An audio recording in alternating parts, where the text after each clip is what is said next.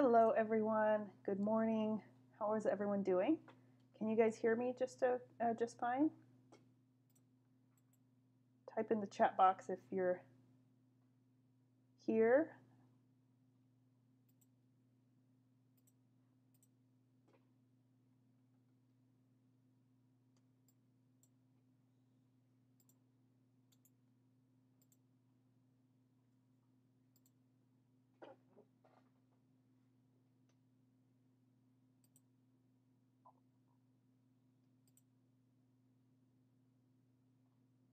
Hi Susan, hi Jackie.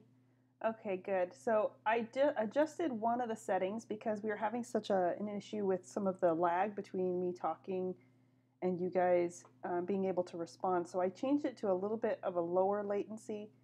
So I'm hoping that that's going to help us get a little bit more of a real-time interaction.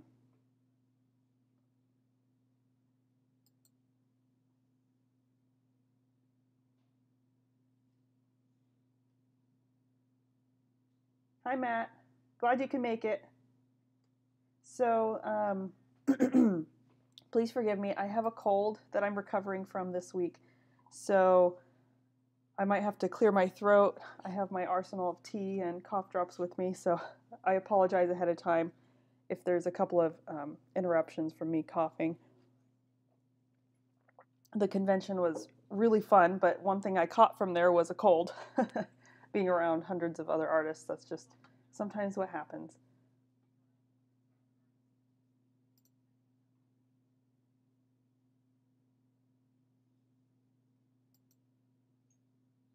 For some reason, my screen is showing a little bit of a, a lag wheel. Is everyone hearing me pretty good?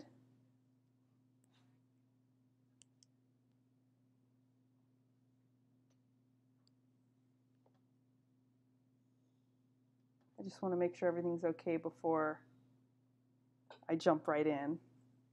Okay, you're hearing me fine? Okay. I don't know why mine's showing like the little spinning wheel, but I'll go ahead and get started. Okay, so I know there were quite a few questions. Jackie, you had that lag wheel too? Okay. Okay, great. So has Zycam, is that like a live stream? I'll have to look in. Oh, Zycam, as in like in the cold stuff. Yeah, I need to get some of that. I'm at the tail end of getting better. It's been a little bit of a rough week, but it's hard to slow down after being at an event like that where you're so excited and pumped to get back into the studio working. So has everyone had a chance to watch the week 4 videos, the finishing videos, or are you guys kind of holding off until after this critique?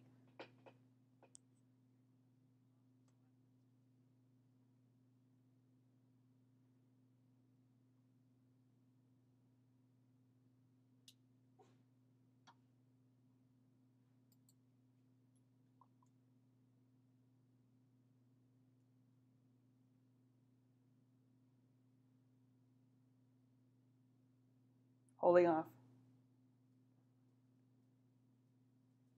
Okay. Yeah, and it's okay. That's, I wanted to give you guys a little bit of extra time. I know a lot of people with painting, it takes more time to do. And even though I'm able to do it in a few hours, I know it's going to take a couple of days partly because you're learning a new technique, but also just because painting does take a little bit longer than drawing. And I was thinking that perhaps in the next class, which will be a painting class, I'll probably give us a little more time between critiques, maybe like a week and a half. I'll have to look at what maybe would be a schedule, and I'll probably send out another survey to everyone to get your feedback on what you think would be best. If you would like, 1 to 2 weeks between critiques, it could be 1.5. I'll kind of have everyone take a vote just so I could get a sense of your guys' pacing and everything too.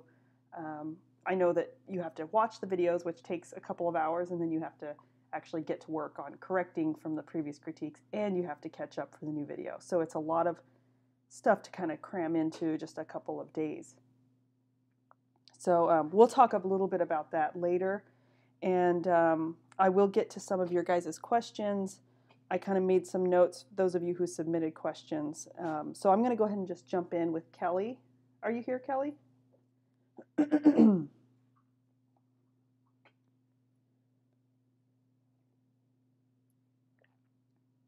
Yeah, Matt, I'm thinking for painting 2 weeks is a good time. It will stretch the class out quite a bit just because it will take me longer to paint too in full color. So I'll still need to figure out the timing on that. My feeling is that's going to end up being about an 8-week lesson, but maybe less. I have to kind of paint first and kind of determine, because when I work on paintings in my studio, I'm often taking breaks between layers because we have to let each layer dry. And so it's hard for me to gauge exactly how many hours I actually spend on a smaller painting, but typically I would say it's around 30 to 40 hours, which is a lot of video. And I have to try and be a little more efficient when I'm filming for the class, just so that you guys aren't sitting there watching 30 to 40 hours of video. It's a very, very tedious process. So I'm still working on that, and I'll probably have something, some kind of announcement and a better idea sometime after the new year. In the meantime, I have commissions, and the holidays are always a little bit hectic. So, okay, so Kelly, I don't know if you said you were here. Okay. So let me pull up this layer here. So one of the questions I got a lot was about how to paint the hair texture. And I realized that because her hair is curly, it can be a little difficult. And also, finding like that sense of structure, but also enough softness and mid-tone. And with darker hair, you definitely don't feel like you have as much mid-tone. So one of the things I wanted to do, just really quick for everyone, is a little paint over on top of the photograph here, so that I could show you how I might break down and look at the hair shape.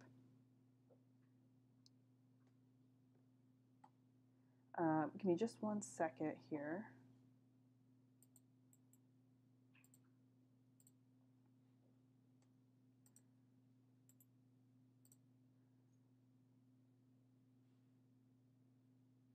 Okay, I just wanted to bring up a different window on my computer so that I can see what you guys are actually seeing here. For some reason, my other page is lagging, my dashboard. Okay, so did anyone else have questions about the hair that I can kind of talk about while I'm doing this little paint over?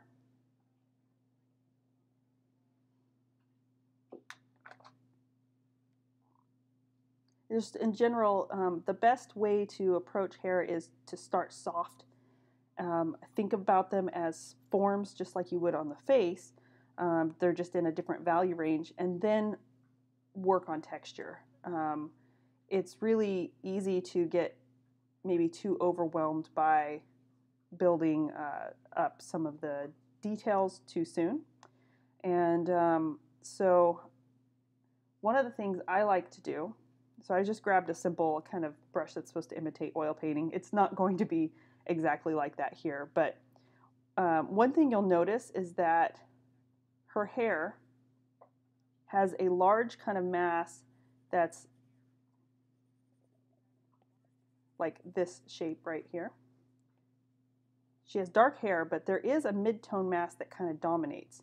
And then we have, of course, this darker kind of mass.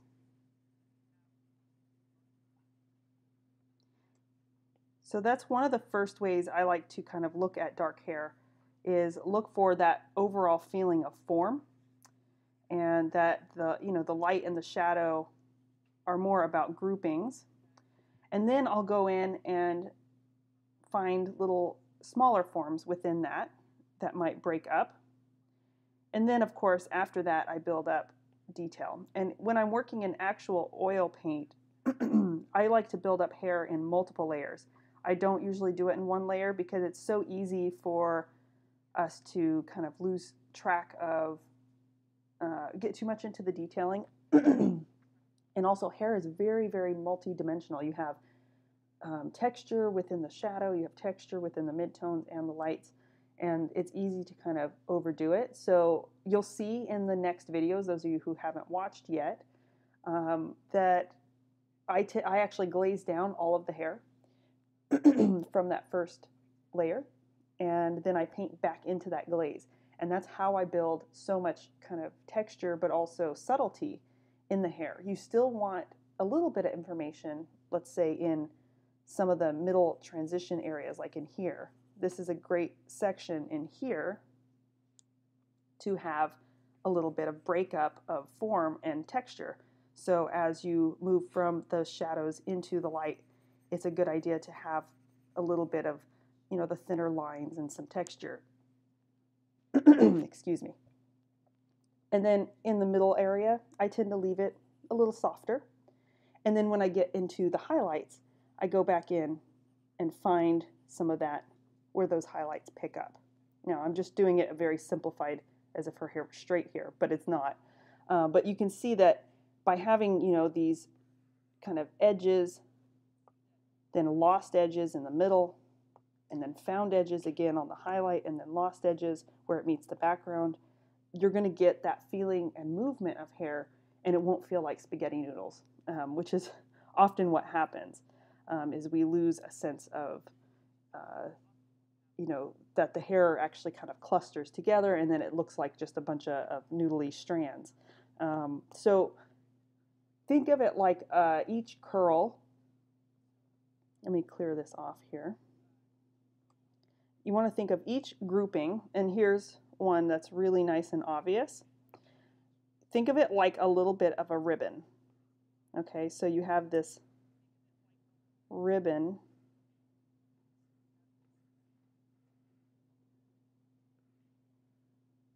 right, of hair. And like a silk ribbon, let's just say. And then, so as it curls back, it gets dark. You get the little shimmery highlight here through the center, and then it gets dark again. And then as the hair flips up, we get more light on that form. So it's important to think of hair as these little ribbon-like forms. It's a lot easier on straight hair to see these things, but on curly hair, what you want to do is leave softness in most areas and then find where you can see these kind of ribbon-like forms, right? Like in here, there's one. This is a nice kind of defined ribbon curl. Think of this as like a little spiraling, you know, ribbon. And because you could see kind of the separation. Here's the dark, and then it's curling back around, and it's curling back around. And so we get these little highlights, but they're not all like one solid highlight. So there's this little breakup. So it's kind of like you have this ribbon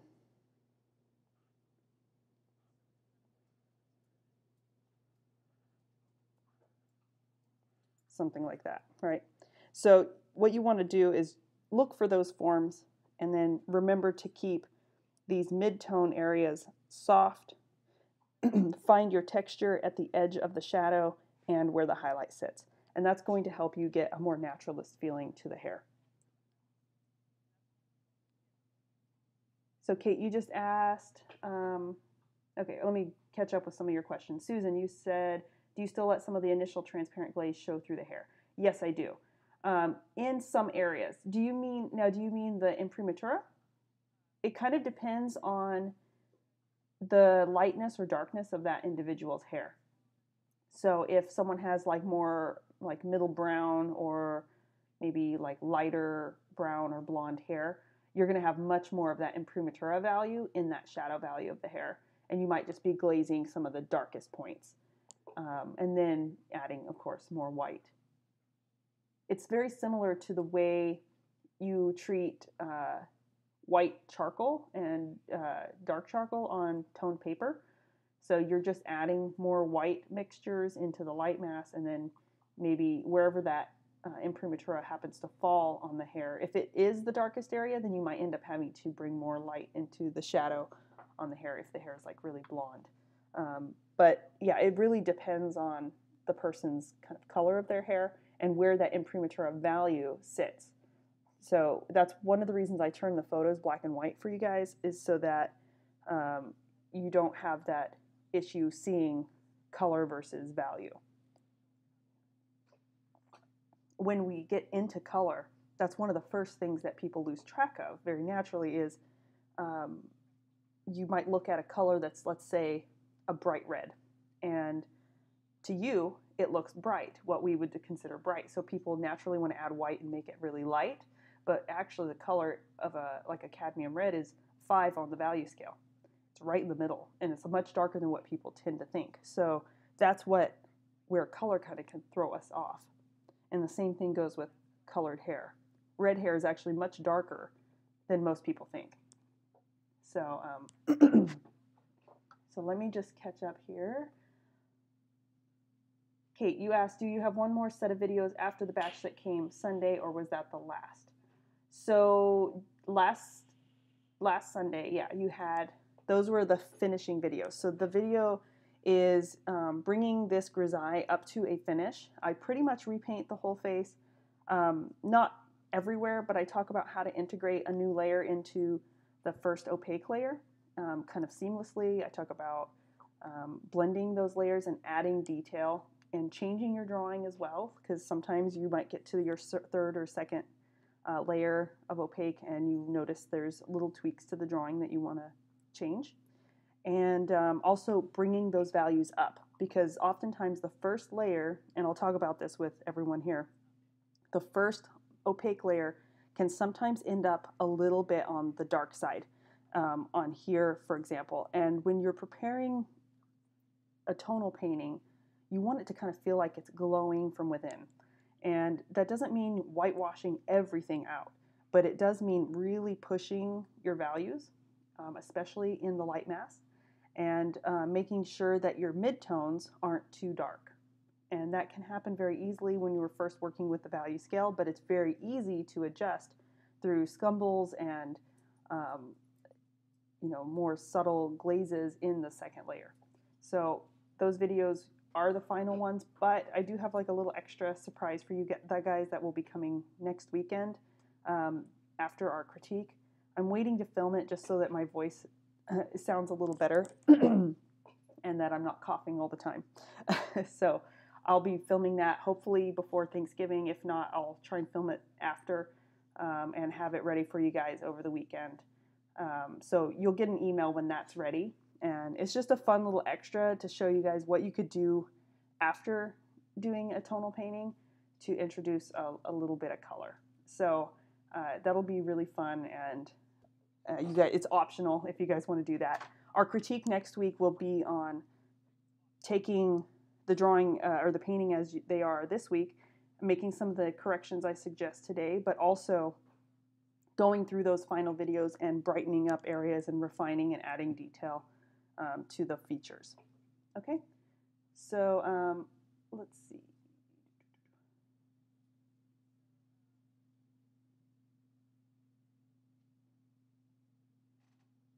Okay, I see you, Janine. Yeah, drive safe. Remember, you can always tune in and watch these a little bit later. Okay, so let me go ahead and get to the critique. I hope that little portion on the hair helps to, especially when you guys get back into it for the second layer. So my suggestion, Kelly, would be to soften up a little bit of the hair in here, and also to really work on the light side of the mask. Your shadow side is plenty dark. I think you can kind of leave it the way it is.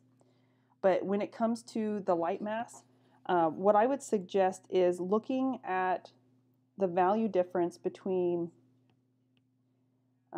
this area here. If you look to the right here, let me get a brighter color that's a little easier to see. So if you look at the value difference between this part of her cheek and this part of her cheek, they're very close. And what you have here is a little bit more contrast, okay? So my suggestion for bringing your drawing to that finish would be to take a little bit more of the light, and maybe perhaps not the lightest one, but something close to it, and just lightly scumble as you see I'm doing here, and bringing that right side of the face up in brightness. One of the reasons you want to do that, especially if you plan on doing a color painting over your grisaille or your tonal painting, let's say down the line you're using this stage as an underpainting, is you don't want a dull underpainting because the upper layers of paint in color will become more transparent with time. And also glazing always darkens. So if you plan on glazing your portrait, it's going to darken the end result, right? Because it's like adding filters, color filters in front of a light.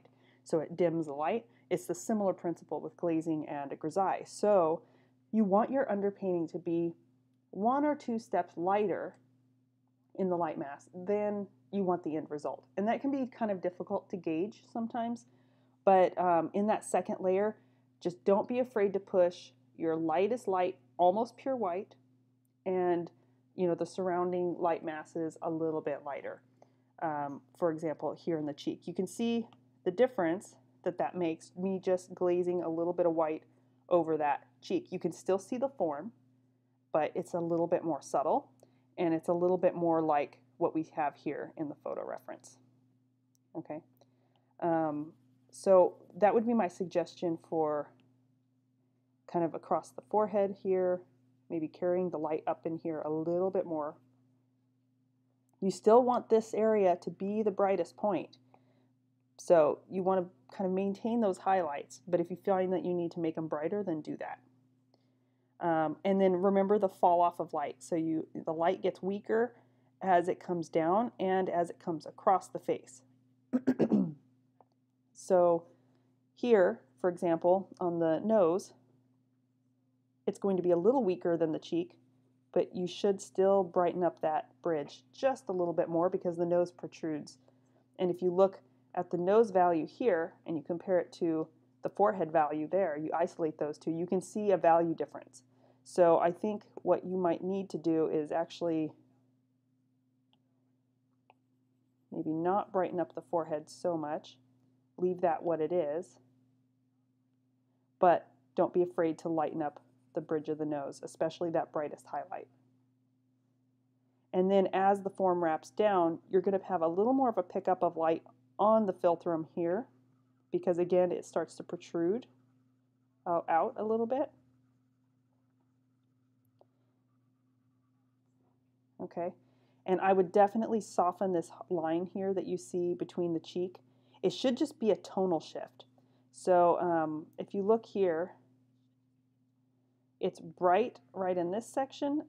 There is a little bit of a line up here closer to the nose, but right in this transition here, it is very, very subtle. It's just a value shift. We go from this value to this value. Okay, so when you isolate those values, you can kind of see the difference.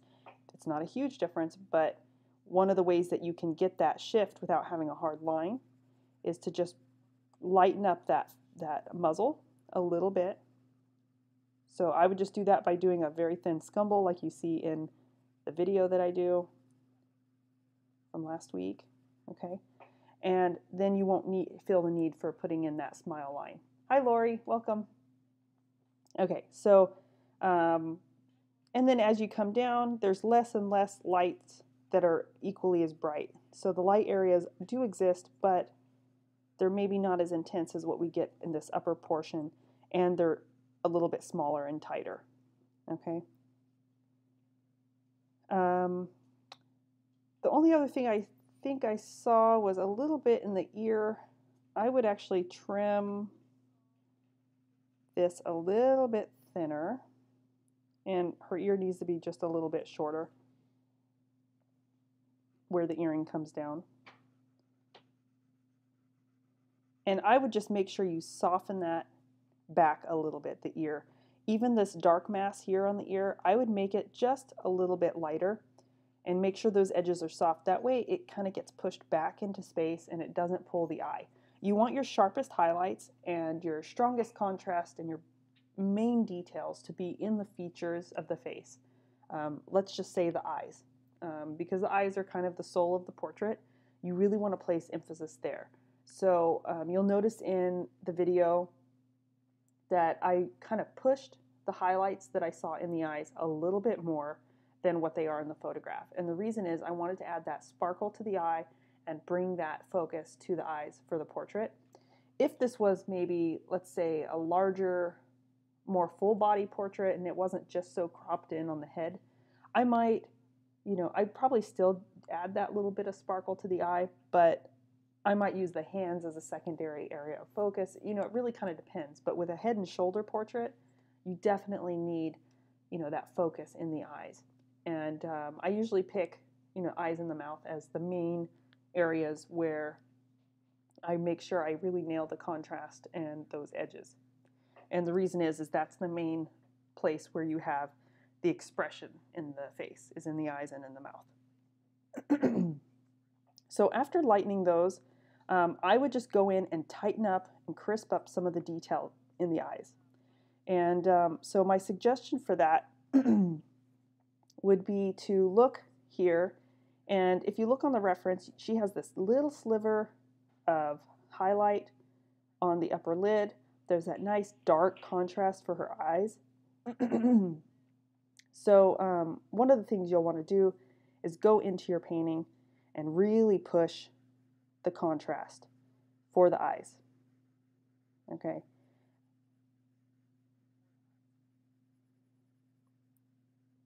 And so that might mean, if you're pretty light in this area, just building the darks and letting the light that is already there kind of serve as that highlight on the eyelid.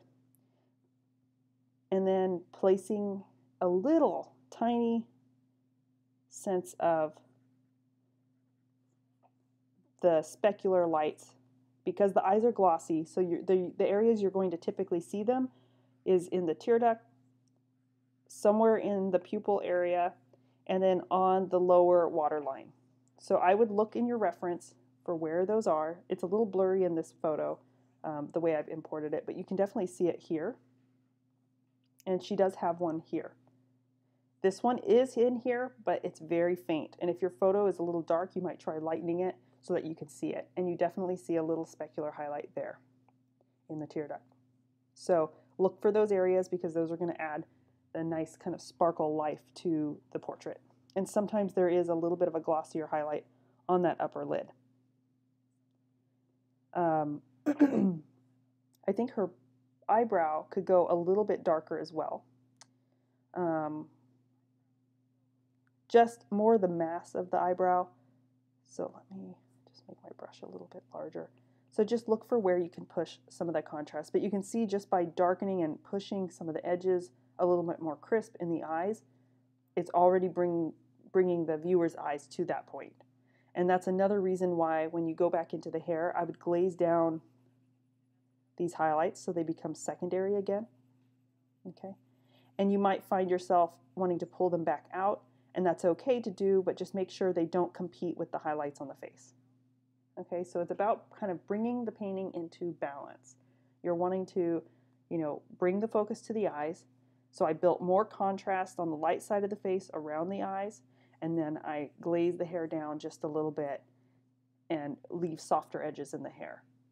Now I know some of you had questions about the lace, and I do go over how to paint lace in the second video and how to paint it in such a way that doesn't pull the eye away from the portrait. Okay, so high areas of contrast is what pulls our eye, and also very, very sharp edges. So one of the ways to keep the focus on the portrait and not, down here in the lace or up in the hair is to make sure you can have the dark contrast down here in the lace. That's perfectly fine. You can have, this value get as dark as it needs to be here, for example. You can mix your black mixture with your ultramarine blue and umber to get it nice and dark. But so long as the contrast here to here and the edges are a little bit more nuanced, which they already are because we made this area darker than the face, then you shouldn't have an issue with it pulling the eye away from the portrait. Okay, so does that make sense to everyone? I'll probably end up repeating some of this with your portraits because I know some of you had questions about that as well.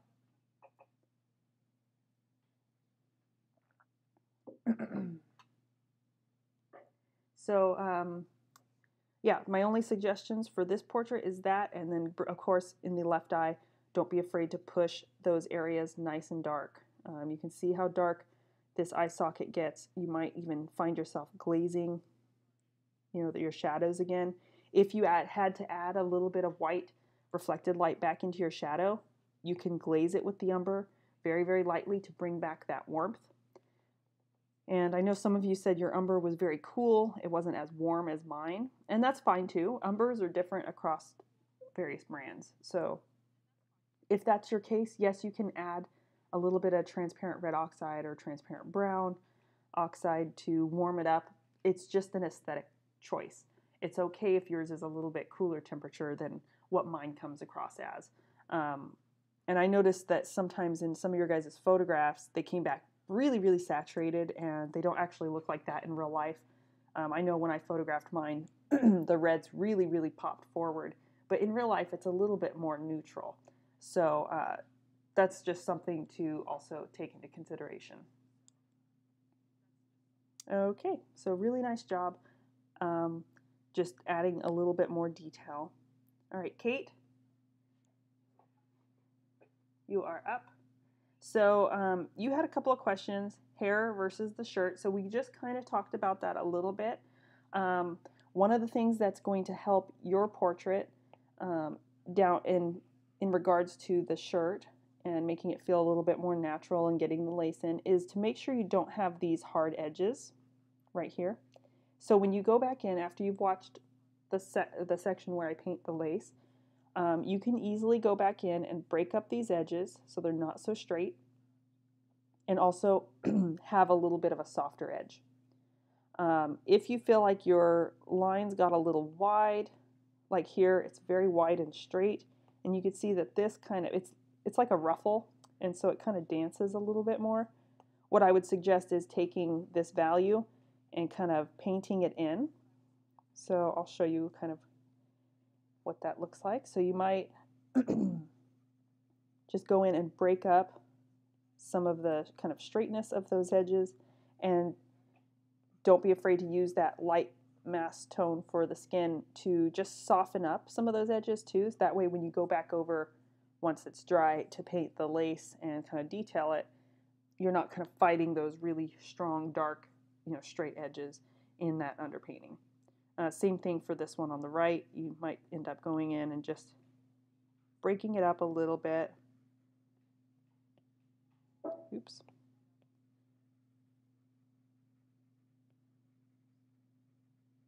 Okay. It doesn't have to be a real exact thing because this is not the focus of the portrait. And then when you go back in and you paint your lace over, you're going to be doing your little pattern. And I didn't really sketch mine on very exact. I kind of just loosely indicated it on top with a glaze. And that's what I would kind of suggest. If you're wanting a more detailed effect, you can just do that over several layers. The glaze, kind of get it loosely sketched in and then go back in and detail. But it's really not 100% necessary in a portrait. It kind of depends on what you want your focal point to be.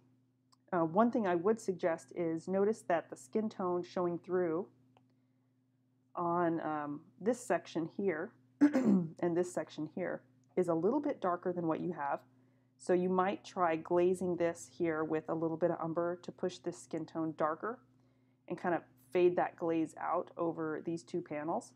That way we get that sense of the body turning away from the light a little bit more, and it'll push that shadow or that shoulder back into space a little bit more as well.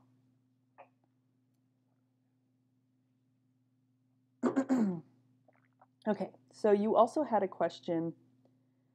I kind of talked about how to make the hair more natural already, but you had a question about painting the earring and the metal. So how to paint kind of the look of metal. So the trick with painting metal is a lot of times we tend to make it all light because we perceive shiny objects as being bright. But the truth is, when you paint silver or gold, it's actually mostly a mid-tone and darker. And the highlights are just much more sudden. So if we look here, Actually, you know what? I think what I'll do is just paint an example a little bit bigger here. So let's just say we have this part of the earring. We have the top part. This is where the bone kind of comes out. And she has some wire wrapped here. And then you have the little ring. Hold on. Make that just a little bit smaller. And then that goes into the ear, and then you have a little ball. Okay, what I usually do is start by painting it dark. Okay, almost all a shadow value. Then I pick a dark midtone. So let me just pick something a little bit darker. And then I will find where that center kind of light sits. It shouldn't cover all of it. You'll notice that it typically sits through the middle. Okay, and then I will find my highlight and just pick a few spots to place it. And the edge should be sharp and concise. Okay.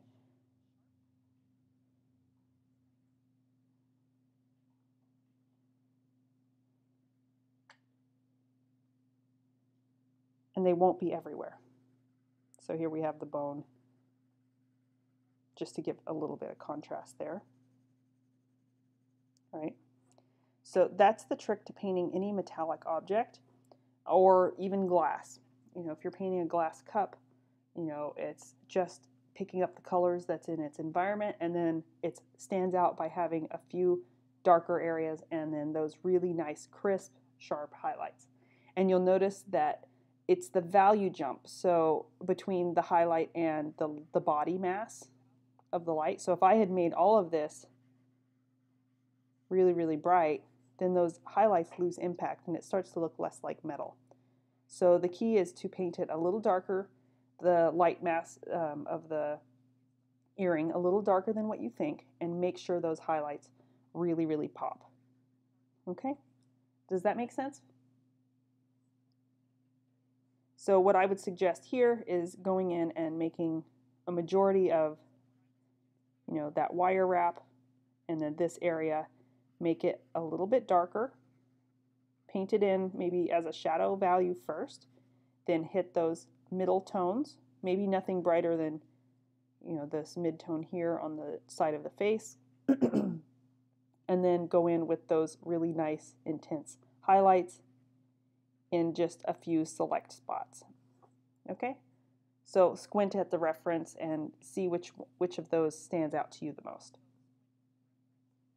Now with regards to the bone, it's on the earring here, it's not any different than painting the values of the face. So it's important when you're painting different objects in a portrait, like jewelry or fabric, to try not to, or hair, try not to think of it as anything but value shapes. It'll help kind of get you over that head trip of, oh my gosh, I'm painting metal, or oh my gosh, I'm painting, you know, this weird shape of, you know, in this case it's like a bone, a spiral bone.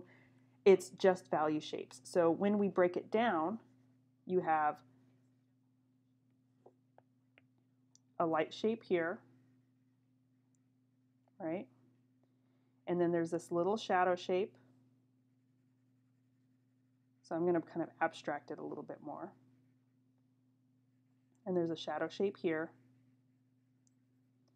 And then you have another light shape here. And a little shadow shape there. And then the rest is just a light shape. So keeping it simple. And even this little dark shape, I would just simplify it for now and maybe add that in a later detail layer. So by seeing that more abstractly, you'll be able to get the sense of the form. Okay? I'm glad that's helpful. Good. Okay, so with regards to the portrait, just looking at these side by side, I definitely think you can start to push your lights a little bit more, and that's what I would concentrate on in your second layer. Right now, everything's kind of the same value in terms of, you know, the difference between this value here, oops, hold on, this value here and this value here.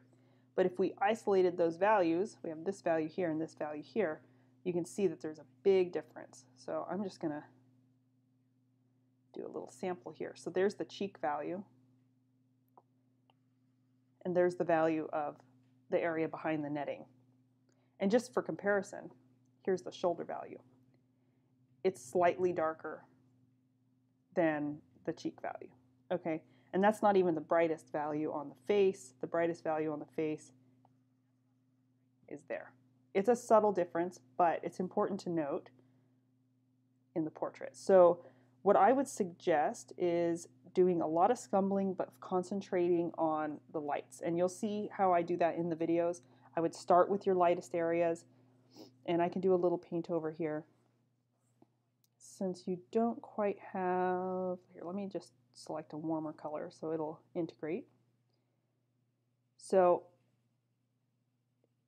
starting with the lightest areas on the face, which would be in the forehead,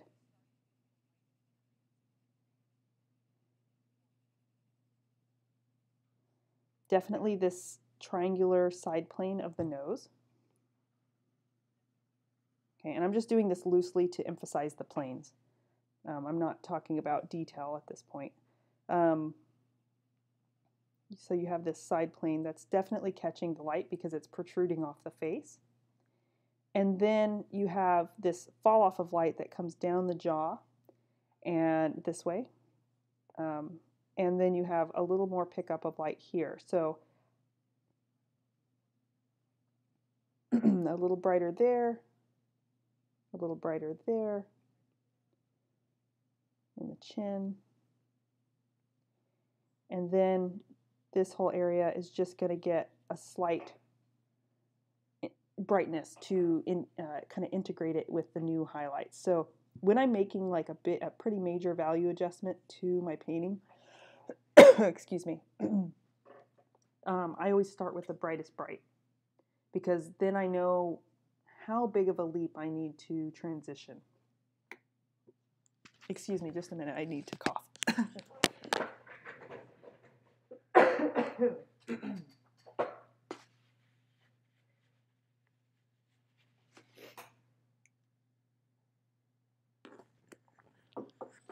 I had to set my mic down so I didn't cough in your guys' ear too loud.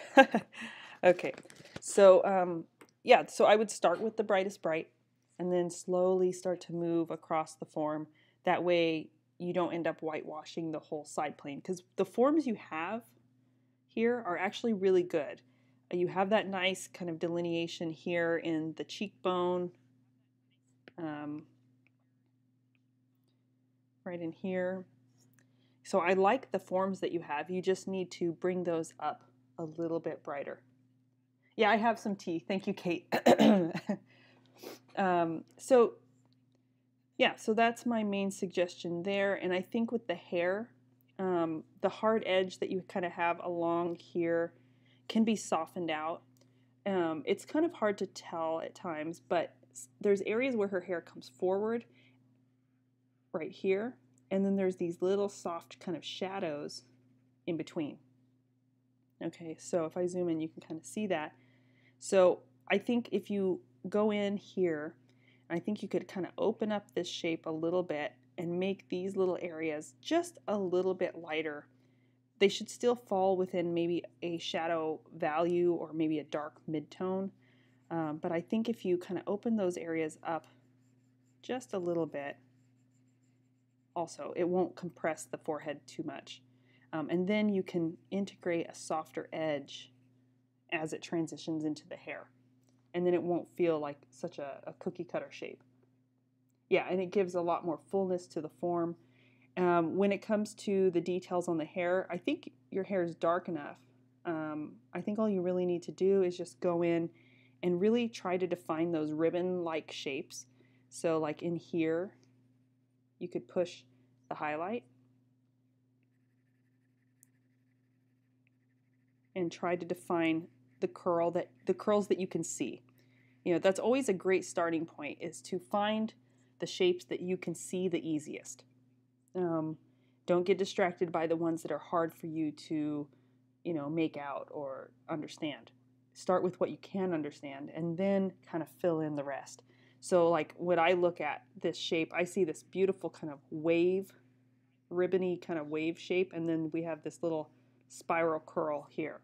So I would concentrate on that shape first and then worry about all the little fussy shapes back here. And I would even maybe play those down and just concentrate on the ones that I see stand out the most. Does that make sense?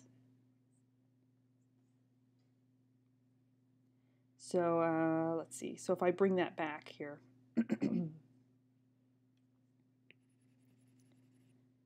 So yeah, I would do that, and then just take another look at the ear here. It looks like this top shape got a little bit thick. So I would just push your shadow up a little bit. It could be that the top of the ear needs to come down a little bit too. Just shrink it down a little bit. And don't be afraid to define that shape a little bit more clearly. Not real dark. I always find that if you make the ear, the shadows on the ear too dark and you know, too strong, they can often make the ear feel almost too solid. And the ear is a very thin shape, and it's cartilage and a lot of, you know, blood veins and capillaries. So the shadows in the ear often have a little bit of light in them. So don't make them too dark, especially not nearly as dark as, you know, the eyes.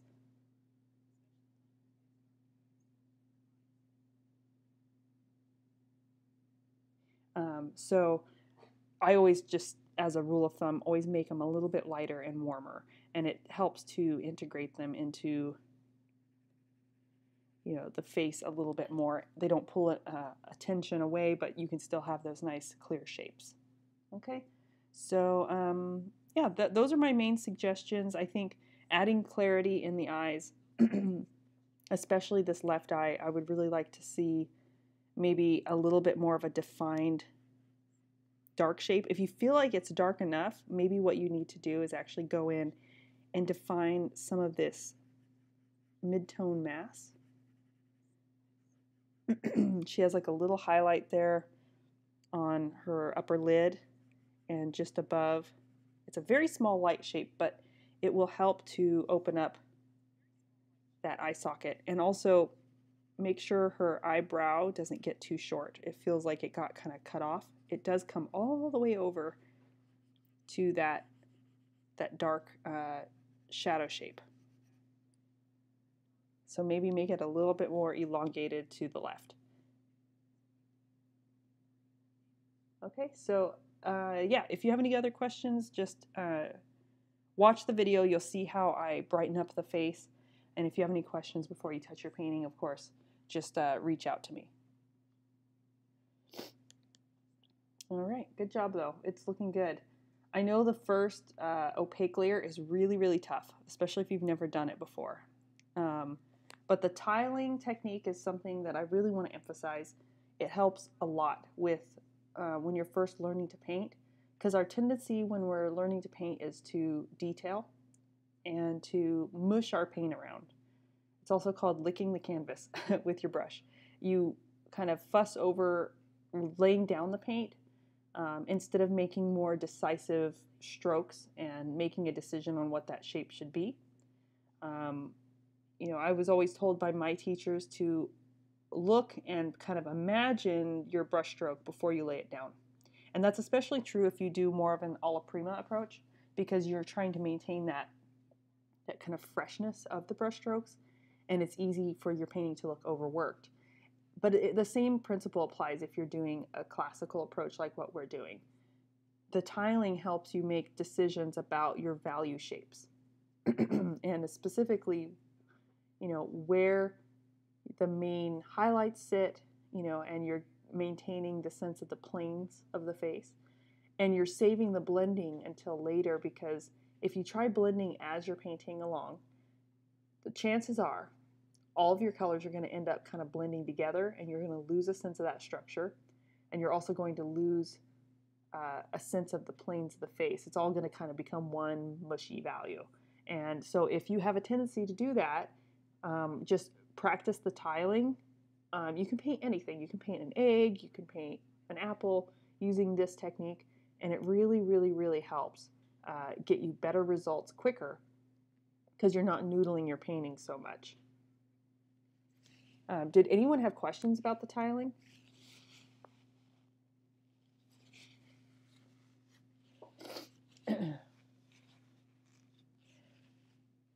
No, I'm good, Kate. Thank you. I just haven't talked this much since I've been sick, so so I have my tea and I have my arsenal of cough drops and everything.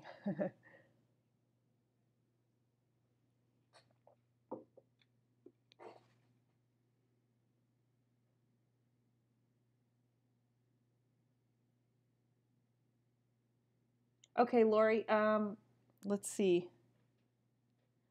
Jackie, you're up next. So if you're okay with that, I'm going to go ahead and do Lori's really quick, and then I'll come back to yours if that's okay. Kathy, so you said you had an issue blending afterwards, and I think I put that down in your notes. So when I get to your critique, I'll talk a little bit about that and how to lay down enough paint while you're tiling to make sure that that you have enough to blend. Because it is true, if you're stingy with your paint, you're not going to be able to blend very easily. That's one of the reasons I also mention having a medium or some kind of oil accessible, because it does help if your paint happens to be a little stiff. And burnt umber is notorious, depending on the brand, for being kind of stiff. Okay, Lori, so let's go ahead and get to yours really quick. This looks really nice. I know you didn't have any specific questions that I saw in your email, but what I would suggest, and I know some of you had kind of questions about the shadow area on this angle specifically, kind of like what to do with it. Okay, so what I would suggest, because this model has a good amount of reflected light in the lower half of her jaw, so you can kind of see there's just this section here that's a little bit lighter. What I would do is take a very, very, very dark middle value. Okay, so kind of like maybe something in there or in this kind of value range, and just apply a little bit in here. And it's going to look a little bit cooler than what you have for your imprimatura. Just apply a little bit to model some of that shadow form. Then I would let that dry. So you might make it maybe just a touch lighter than what you think you want it to end up. And so I would paint that in a little bit opaquely. If you feel like an area got too dark, it's kind of hard for me to tell in this photo if this is too dark, but you can also use it in those areas to add a little bit more light. And then because it's going to take on a little bit of a cooler tone, you might end up letting that dry and then glazing over it just a little bit with umber in the end to warm it up again. And that way it stays warm and feels transparent like the shadow. Does that make sense? So that will also give you an opportunity to soften some of the edges here. So one of the things I'm noticing, you are plenty bright, I think, in your portrait. I don't think you need to go much brighter in the lightest areas, but what I do feel is that you need more of a slower, gradual transition to the shadow. So what I would suggest is taking a mixed value, probably something like this one. Let's see if that's dark enough. And look at areas that come right up to the shadow edge, like here. She has this kind of secondary plane here that takes on those darker values. And I could see you have it here. It's just we want to work on how that transitions out into the lights. So maybe something a little darker as you get right next to the shadow. So if I were tiling this in, I would probably have this as one tile.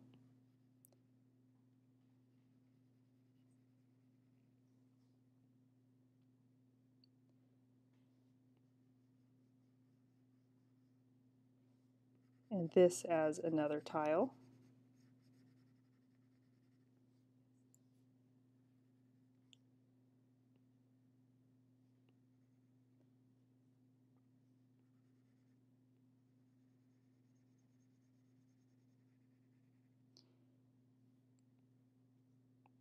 To make the brush a little bit smaller.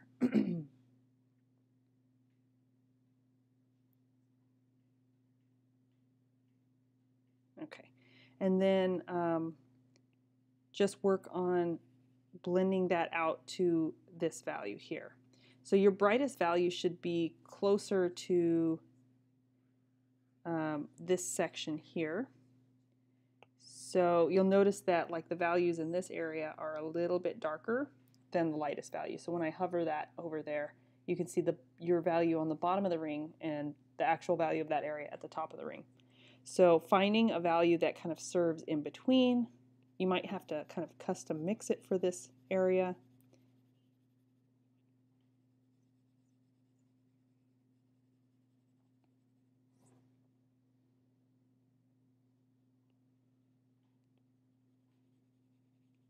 But the idea is that you want to have a little bit more of a gradual turn, and that's going to give the lightest lights a little more impact in your painting.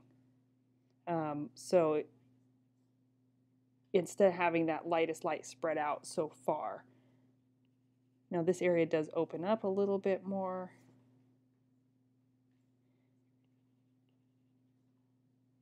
You'll see a connecting tone kind of down in here that connects to the mouth shape a little bit.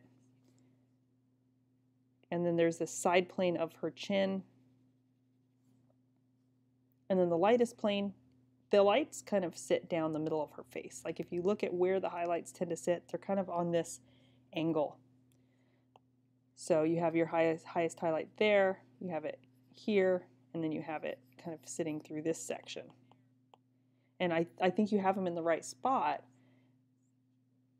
but just make sure that you don't lose that sense of that form turning towards the shadow.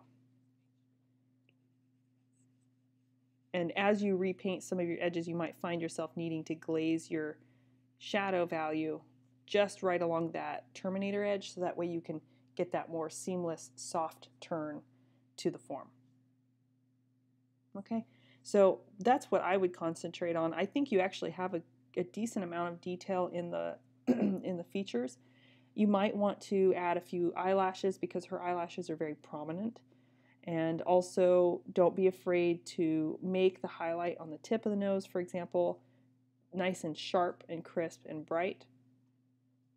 And I can't quite tell from your photo, but if you look in her eyes, she has this pupil shape, right? Let me grab a different brush.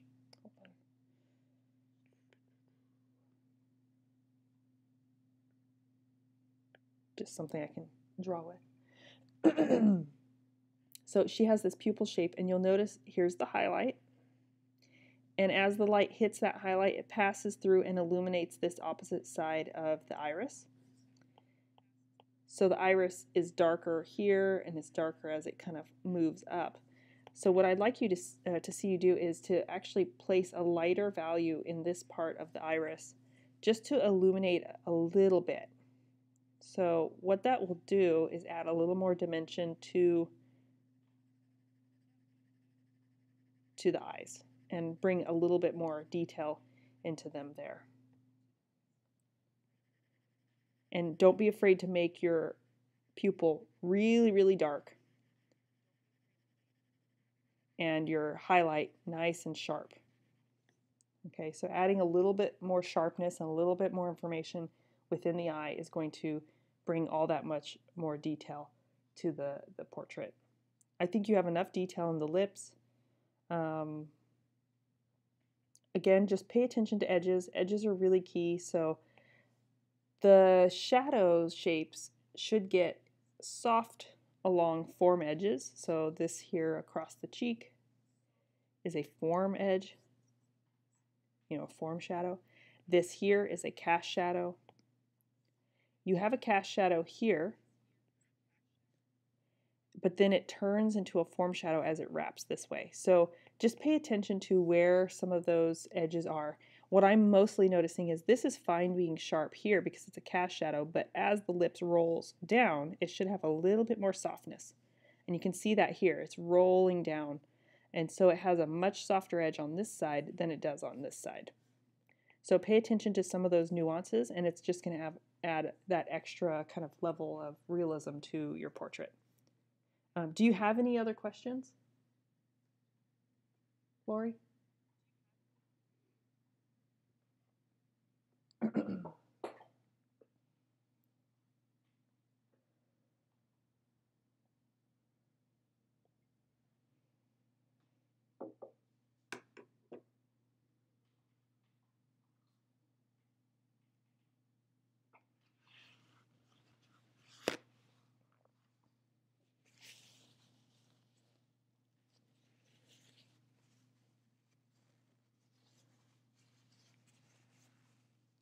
Yeah. So if your imprimatura ended up a little bit on the dark side, or let's just say you kept glazing it down and it just ended up too dark, go back in. So I can actually do that here for you. What I'm going to do is pick a little bit of a lighter value. So what I would do is mix your burnt umber with a little bit of white to where it's just a tiny bit lighter. You don't want it brighter than your darkest midtone. So that's the main thing, is you don't want your reflected lights to be too bright. You still want them to feel like they're part of the shadow mass. But she definitely has this fill light in here. And the main thing is that you want to keep this core shadow, that terminator line, you want to keep that a little bit darker between this lighter mass that you're going to be placing in here. You got to be careful when doing this because it's very easy to kind of overdo it. And what I would suggest is kind of doing a very thin scumble to get some of the form reestablished.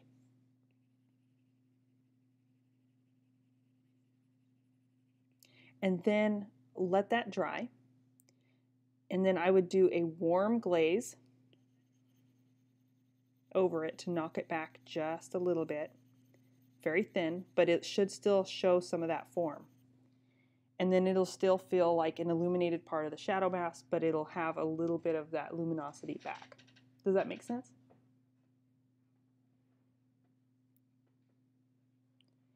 So you'll have some of that subtler form. And you can also make some drawing corrections in that way within the shadow. Like let's say you want to define the ear a little bit better.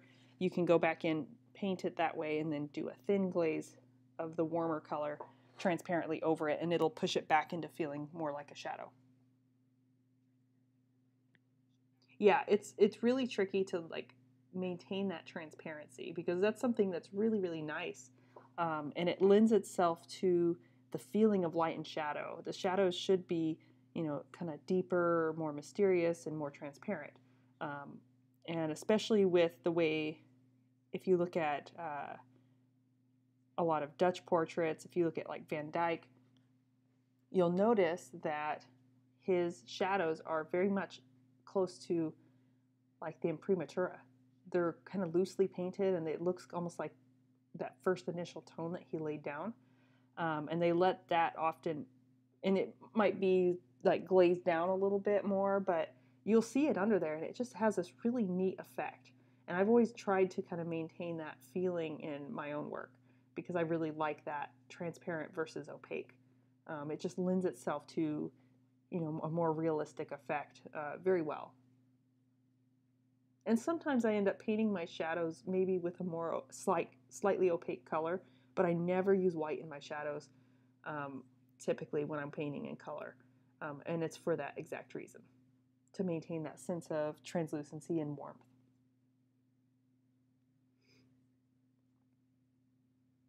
Yeah, Kim, so that's what one of the ways to get back that reflected light if you lost it is to paint it in slightly opaque, mix your umber with your brown like I did here, and then let it dry and then glaze again.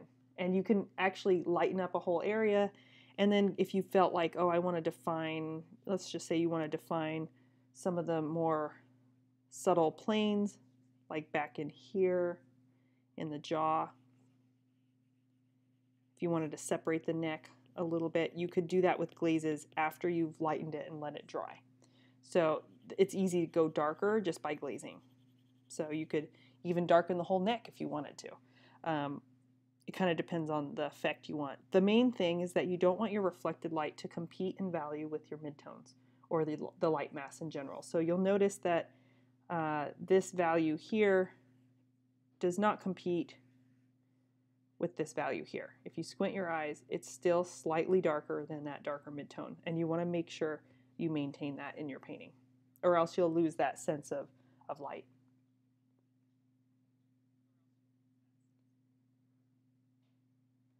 Yeah, Lori, sometimes I will ignore certain things, especially if it creates like an awkwardness in the painting.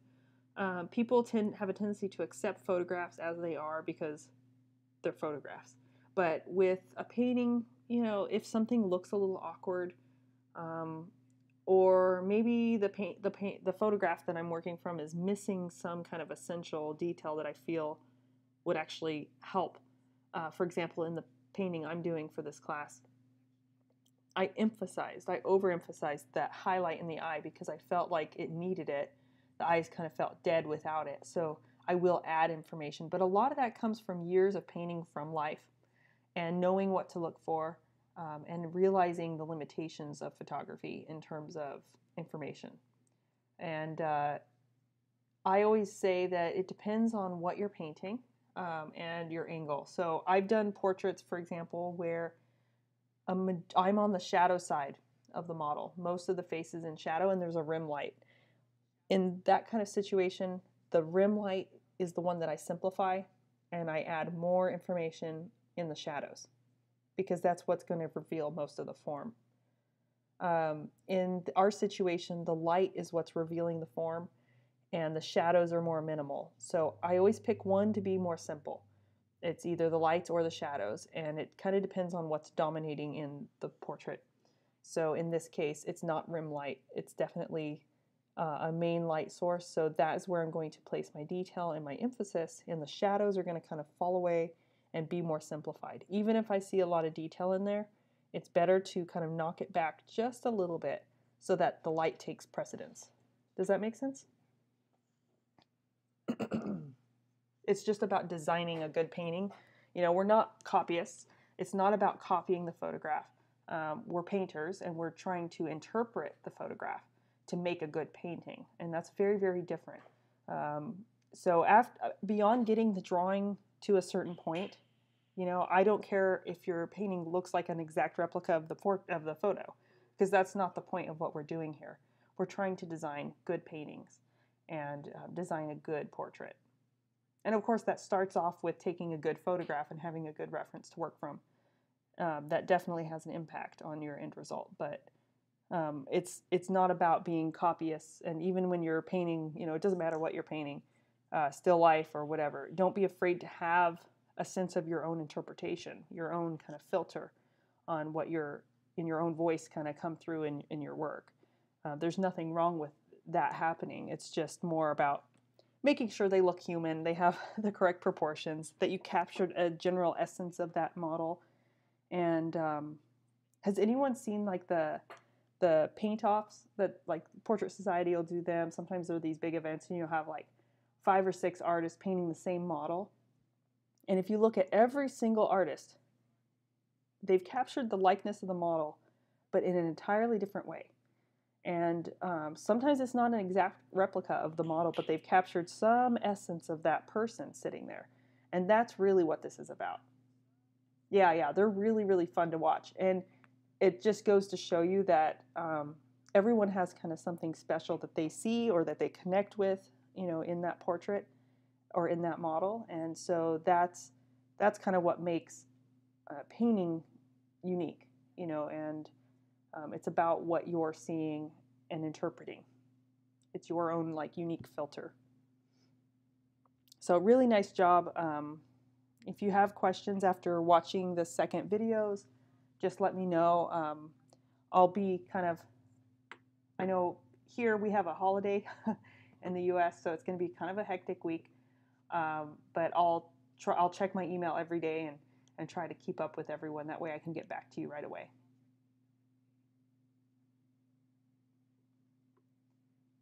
You're very welcome, Lori. It's, just keep practicing this technique, and especially the tiling.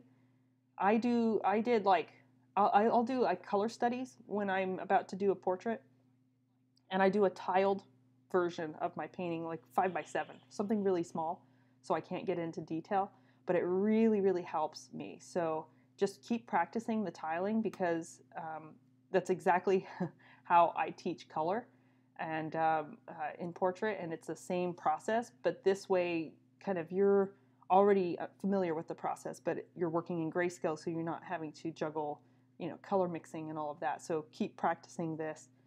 It could be painting anything. It doesn't have to be a portrait. Kate, yes, this you're talking about the video you posted later? Yeah, it's going to be up on YouTube. It takes YouTube about an hour to process after the live stream is ended. So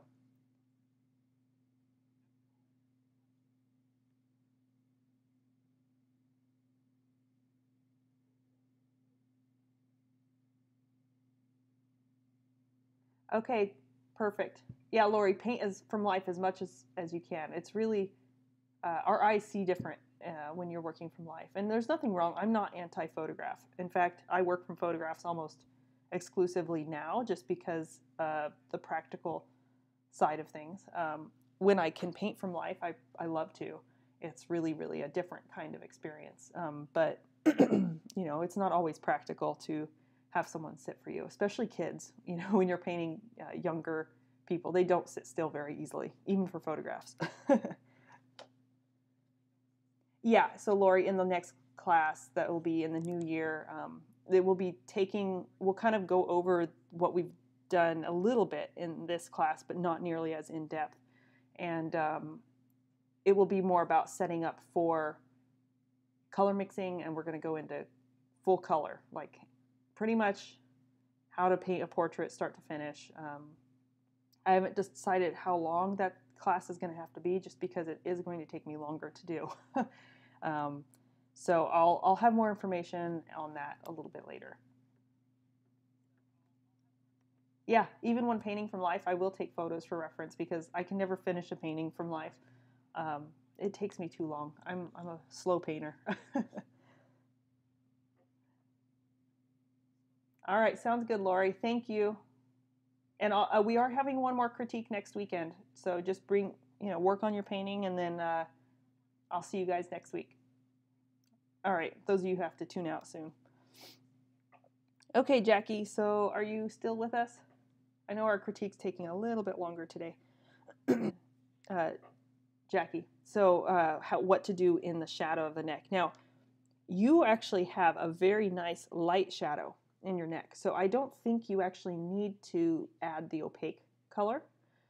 In your case, what I would do is work on building glazes to darken. So if you take, let's say, let me find like a dark brown. So if you took a little bit of umber and you look at the reference, you'll notice like her cheek here is a little darker, and there's like this gradation going from the cast shadow down here up to this lighter area.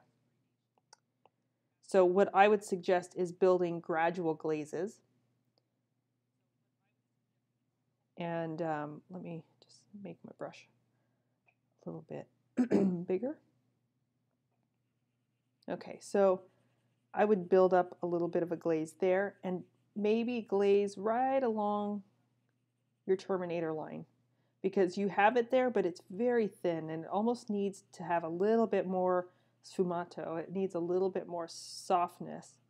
So if you just glazed very transparently, kind of a gradation right along that edge, and kind of stop it about there, and then glaze along the back edge of the neck where it meets the hair, And then glaze down in here just a little bit more.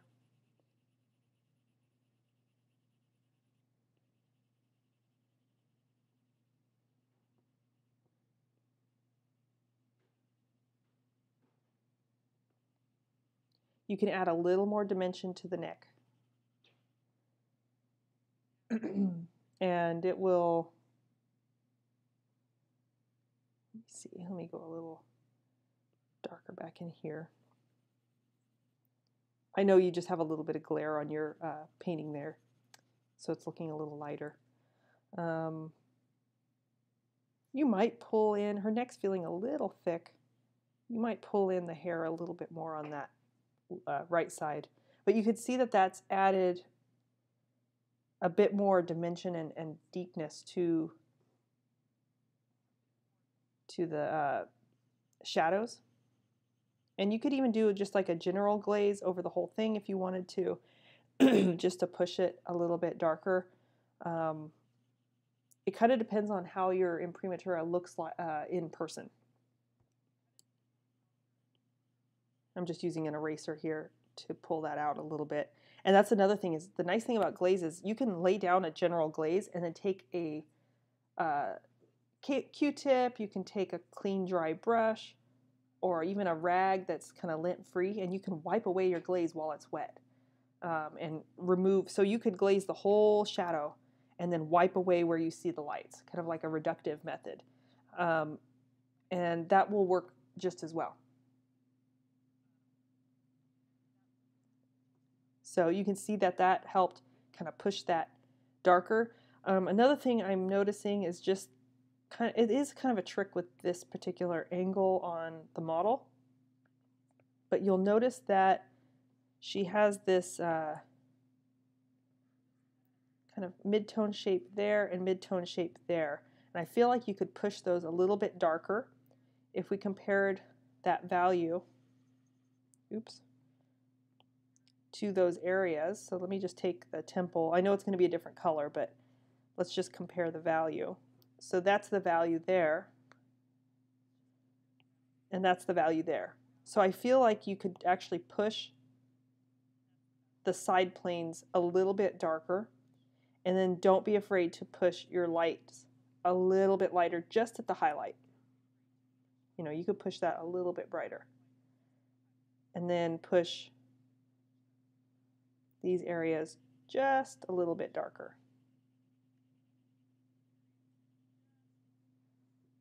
And that's going to just further help the planes kind of turn and get a softer form right along that shadow edge.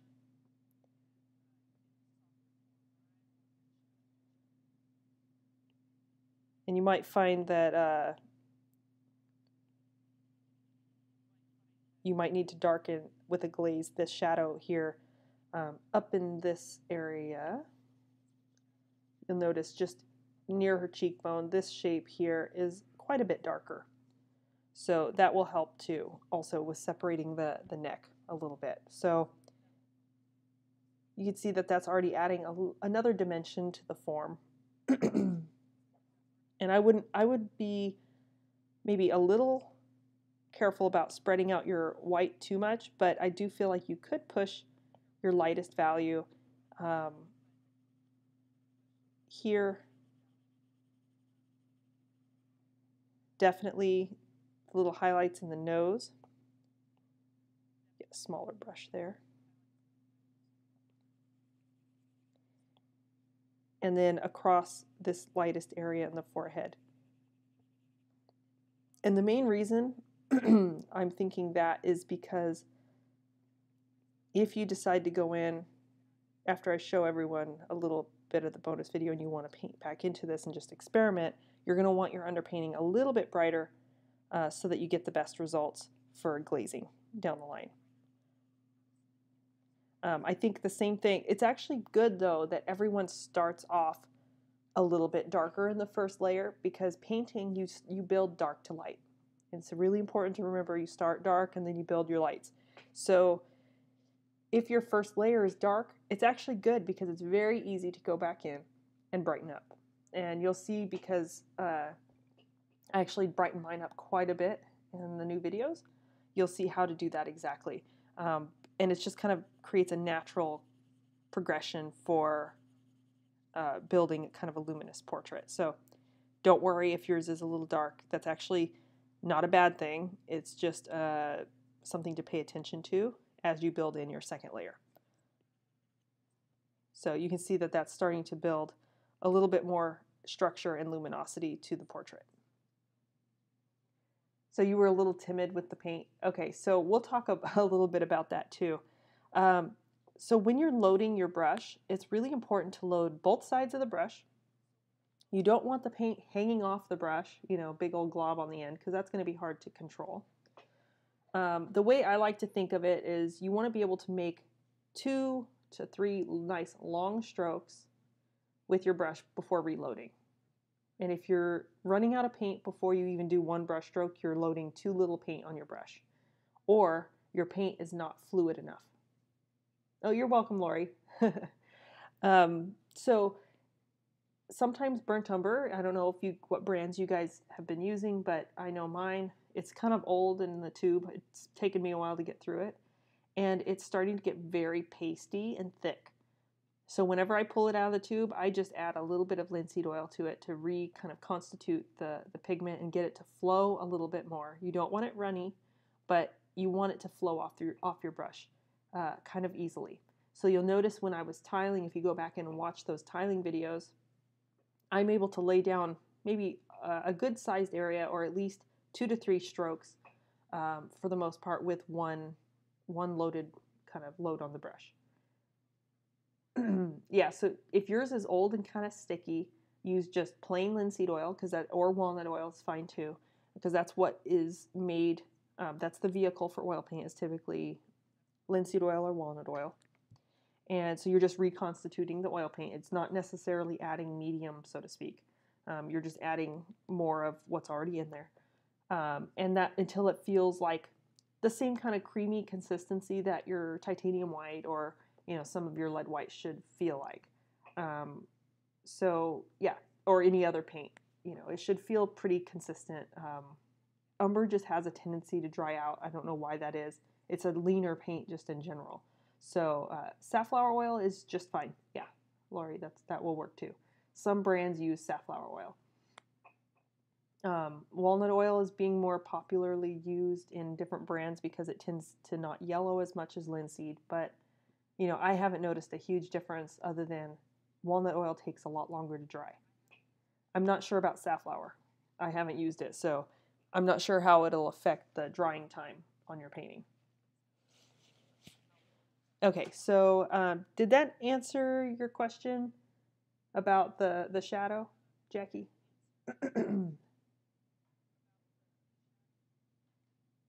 And remember, guys, it's never too late to go in and retile. If you feel like, oh, I really kind of botched that area, and you can oil out and use that as a kind of couch. It's called a couch to paint back into. So you can actually retile a segment, let's say here, but then blend your transition into what already exists if you feel like that area doesn't need repainting. So sometimes if my painting, I feel like I'm losing a sense of the drawing, or I'm losing a sense of maybe the structure, I will go back to that tiling kind of stage just for a specific area, because it always gives me my structure back. So don't be afraid to go in and do that as well. Okay. With regards to the eyes, I think she has a lot of sparkle in her eye. I think you can start to build some of those details, and don't be afraid to really push some of these highlights that you see. So, for example, like if you go into the eye here, you can start to build the little highlights. She has a little bit of a highlight here. So adding these, extra little details will make a big difference. Adding that specular highlight in the eye and that reflected tone, kind of overemphasize it just a little bit. That way it comes through. It kind of depends on the size of your portrait, but you can see adding just that little bit of reflection there really, really helps to get the eye to pop. And you can start to indicate some of the eyelashes. I would be careful. It looks like her eye might be getting a little long here. So it's a little deceptive because of her shadows. But don't forget that she has this little bit of this little shadow shape here. And her eye doesn't go much past that. So you might end up shortening that up just a little bit. And her eye is a sphere, so don't forget it rounds a little bit towards the shadow as it kind of comes back this way. So add a little bit more dimension to that eye by just pushing it a little darker as it pushes to the right. Okay? I think the lips look nice. Again, don't be afraid to lose edges. So start to look at where some of these lighter tones, like where this carries in over here, and it helps kind of us lose that sense of the edge. So you might take a little bit of mid-tone, kind of soften that out, and blend that over so that you get that nice softness to the bottom lip. So just a few more details, and also don't forget, even though her eyebrows are nice and dark and strong, really look at how you can soften that upper edge. And I talk about that too in the finishing layer, but sometimes just a little bit of a slightly darker halftone overlapped into the eyebrow hairs just a little bit can create a little bit more of a natural feel to the eyebrows. And you can definitely see that here in her eyebrow. She has this lighter section here, and then it goes darker here because it's turning down into the eye socket. So that's one thing you can do, is just lighten up this section a little bit more, and it'll add some more dimension to the eyebrows, and they won't feel, like colored on. Okay? Yeah, really nice job. I know you said you didn't get quite down into the chest area. I would just focus on the face. If you don't have enough time to get to the chest, that's okay. Yeah, don't worry about, getting that. I really kind of wanted to focus on the portrait anyway. You can always go in and finish this area later in the class. Just kind of concentrate on getting that portrait to a stage where I can give you that final crit next weekend. All right, good job. I look forward to it. I know some of you are very new to oil painting, and trust me, my first oil painting did not look as good as your guys's. So you guys are doing a really great job. I know it's tough to switch mediums if you're used to just drawing, or you're used to watercolor or a different medium. It's not an easy thing to switch to, but having this kind of structured approach can help.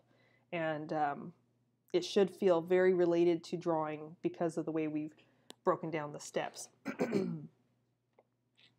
All right, so Susan, are you still with us, Susan? Oh, thank you, Jackie. I'm glad you guys feel like you're learning a lot in the class, and keep practicing that tiling. If you're wanting to take the color version of the course, keep practicing your tiling over the holidays, because it's going to really, really pay off when we eventually get into color, because that's where the tiling becomes super crucial, so that your colors don't get muddy, and that you have good color temperature shifts and all of that stuff. So that tiling is really, really key. So practice eggs or fruit or whatever, anything. You can paint anything with tiles, and just keep practicing. In fact, I think I don't know if any of you guys have my classical still life painting book, but this is exactly how I have everyone approach the classical still life. It's, we do a grisaille, but we do it in tiles first, and then we go through and blend and then glaze. So it's very, very similar. This technique can be applied to anything you want to paint. So that's what's great about it. It's kind of universal in terms of subject matter.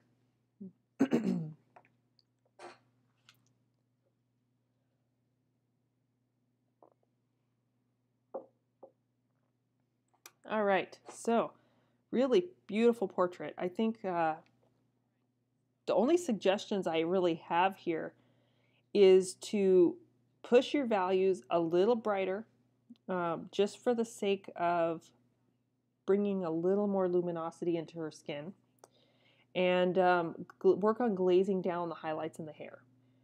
You can see, especially looking at these two side by side, that the highlights are jumping a little bit too much. And that's okay, because the hair takes several layers to build. And so don't worry about that too much. What I'm going to do here is just take a color that resembles umber. And I'm going to do a glaze over this so that you can kind of see what that would do. And like I said, I build my hair in multiple layers, so I'll often glaze it down, and then while that glaze is wet, I'll go back in and re-pull some of those highlights. You can also rub off some of the highlights if you glaze it down and you want to reveal some of the highlights that you already have there, or you can use it kind of as a first step for defining the forms of the hair, and then you can go back in. So glazing kind of softens them back, and then you can go back in and redefine where you want certain ones to jump out, for example, like in here. You could really start to define some of the more fine wisps of hair, into that second glaze. So there's a lot you can do, and if I had time, I probably would go back into the hair a second or third time in my portrait just to add a little bit more nuance. So I think what I'd like to see is just a little bit more life in the eyes. I feel like the portrait everywhere else is really good. I think you can maybe just, mostly I think your values are really, really close. But I'm thinking just to bring a little more luminosity to the right side of the face, a thin scumble can very, very easily do that. Just to bring a little more glow. She has a very radiant kind of skin. Even painting her in color, she has kind of this like pearlescence to her skin. It's really challenging to paint, but she just has that kind of inner glow. And so I think if you just kind of lightly scumbled that, you can kind of see the difference that that's going to make.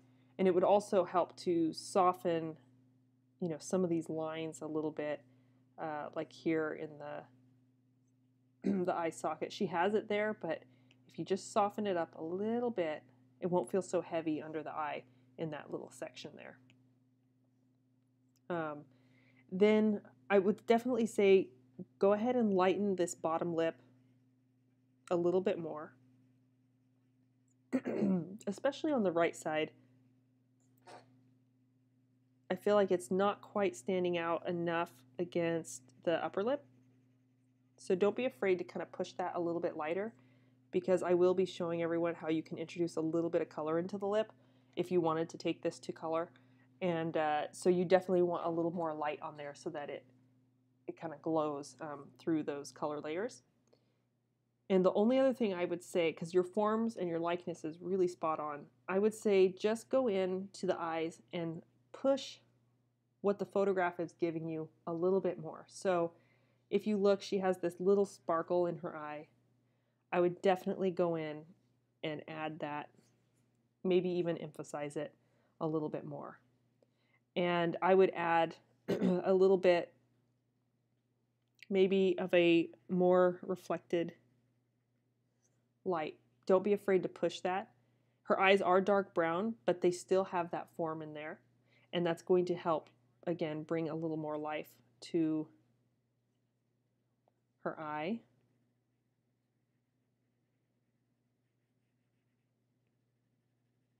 So, play around with that a little bit, and then look for those nice specular highlights that exist throughout. She has a little bit of it here and a little bit of it here. So just look for where you can push that sense. And you'll notice, like, if the light's hitting here, it's hitting here, here, here. It kind of falls across the form this way. So she's going to have that little highlight there. She might have a slight lighter value here. She's definitely going to have a highlight value there, or a lighter, rim. She might have a little bit of a specular light somewhere in the tear duct.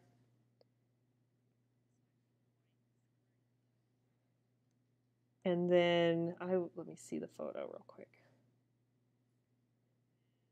Yeah, so and then she has a little bit of light coming in, just a tiny bit down in here. So like we have the lower lid, which curls down, and then we have this kind of fluid space, soft tissue space here. And sometimes there's a fullness to it. And what's actually happening is it's not as, we have this form, and then we have like this subtle form kind of coming this way. And where they meet, that's where we get that little sense of indentation, because it's kind of wrapping in this way, which means it's fuller through this middle part. So sometimes you might see just a little bit of light carrying in there. So look for it. If you put that in, you might have to lighten up that, that darker spot there. It's easy to kind of overdo it, but you can kind of see it right in here. It kind of wraps in this way. It's very subtle, and it's not going to compete with, some of the lights that we see in the eye. But don't be afraid to push that structure a little bit and some of those details. Give some more crisp information in the eyes, and then go back into the mouth and the nose and other areas where you feel like, okay, now I can push those. Also, don't be afraid to, I can't tell if that's my paint over. Hold on. Oh yeah, okay. You had more of her eyebrow there. I was going to say to add that back in, but I think that was just from my paint over. So it's just about placing the right emphasis where it needs to be. And I would definitely lighten up her ear as well, just to bring a little, oops, too bright. Bring a little bit, sometimes it's just a matter of the contrast. One of the ways that you'll be able to define her cheekbone is to have a little bit of a lighter mass here.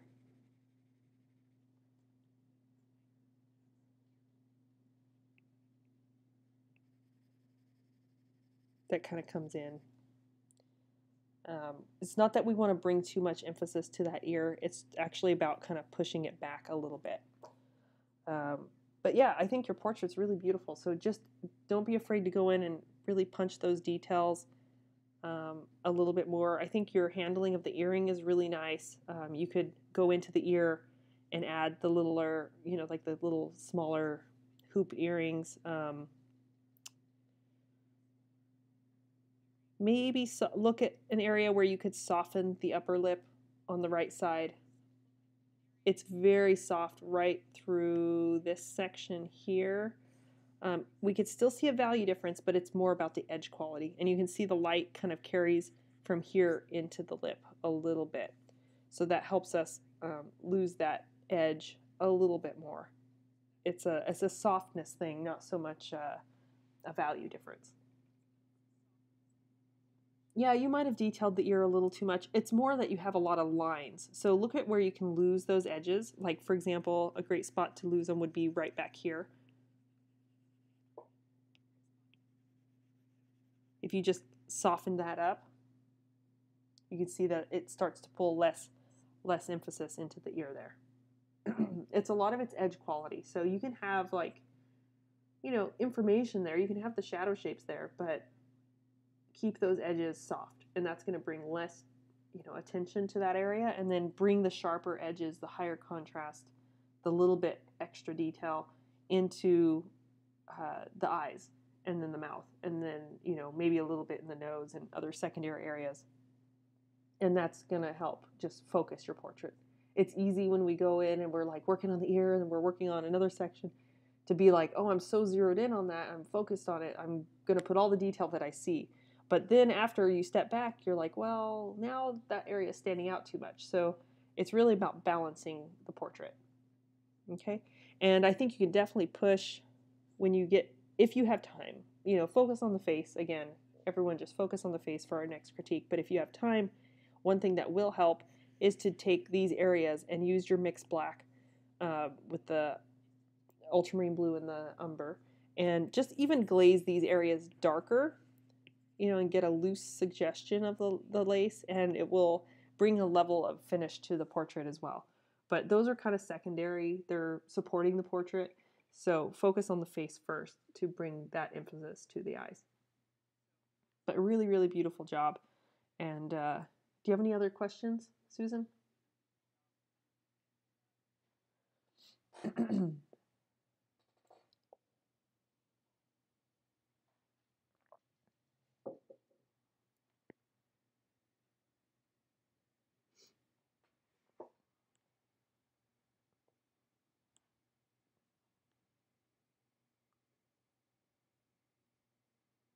Awesome. Yeah.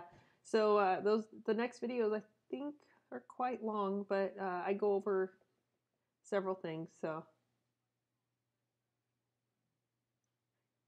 yeah, it's actually it's where you placed your darkest shadow shape. I think you could bring that up just a little bit.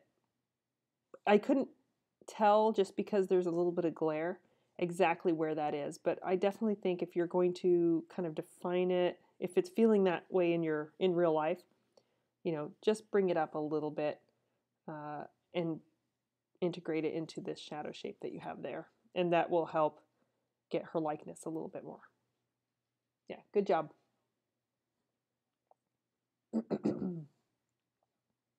Okay, Angela, are you with us today, Angela?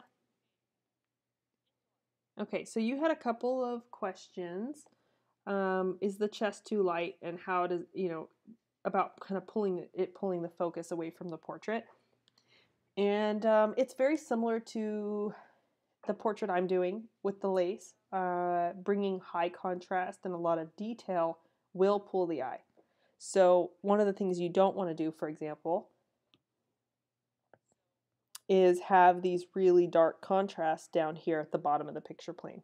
And if you look, there really isn't that dark of a contrast in her blouse in the photo.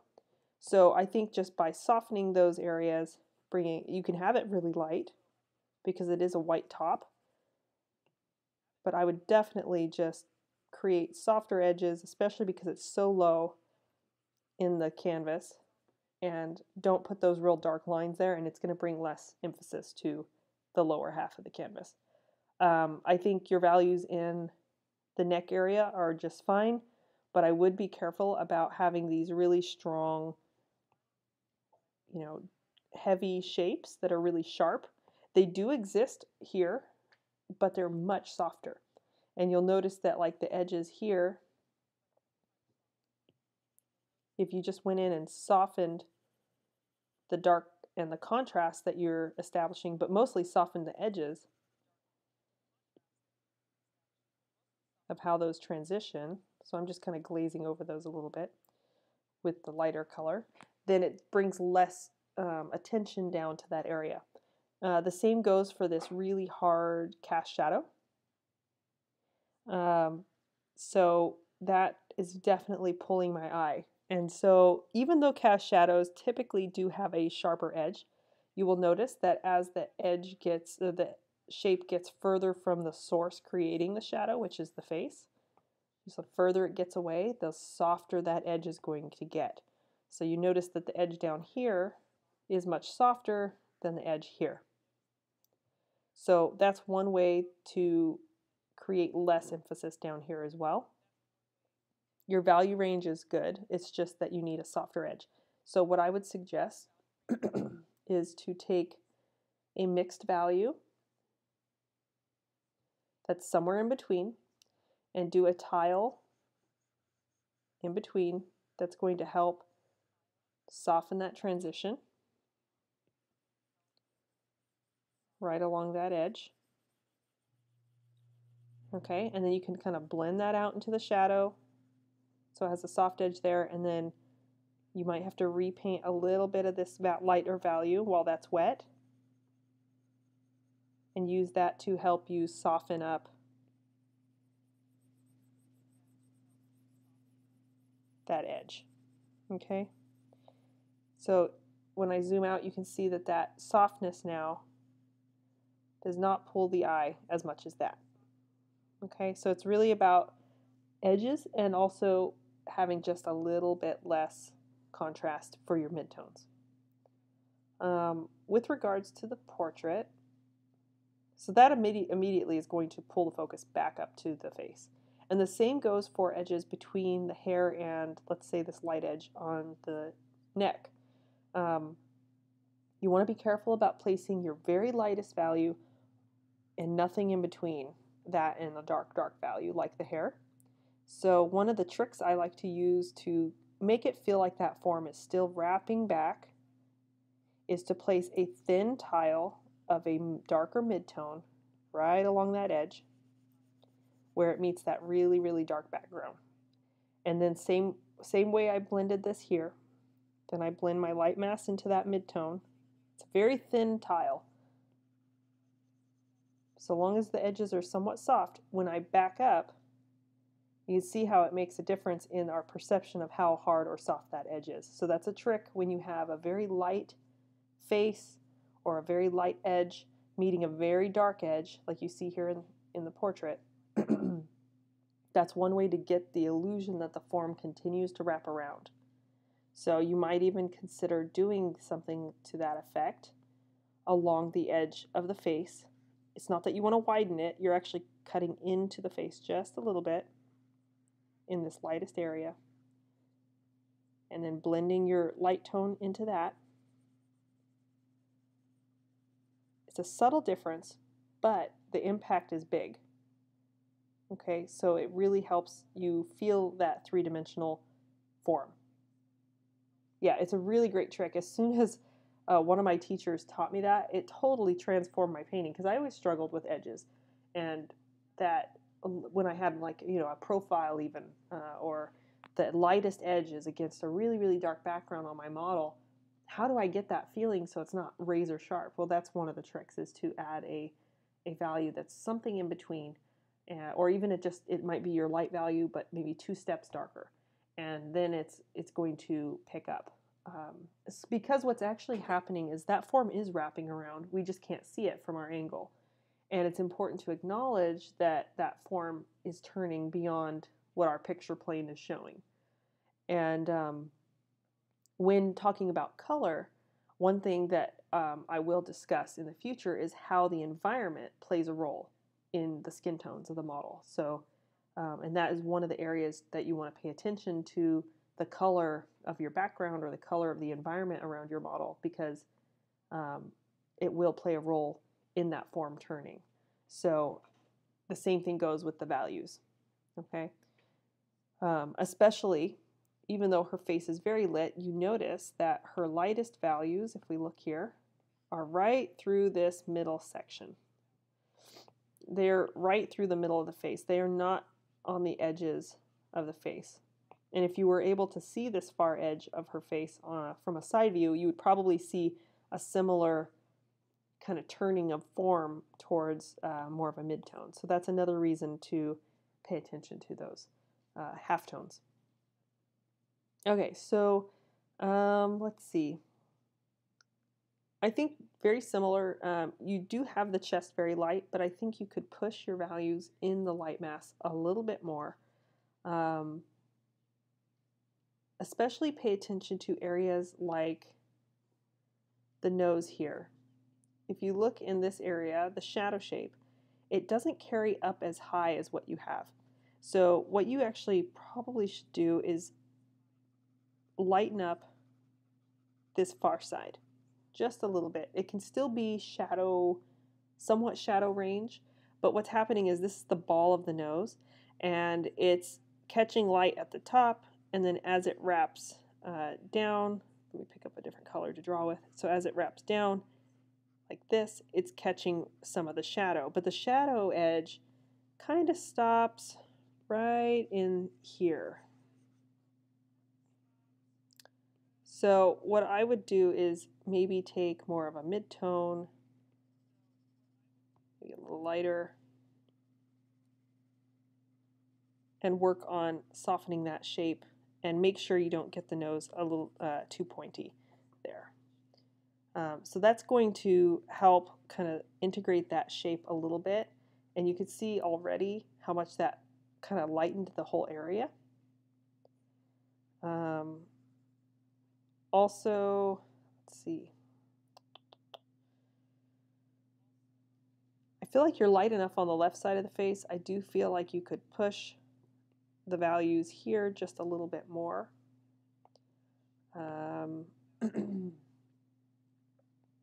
Namely, like how this one transitions down. So let me pick a lighter value.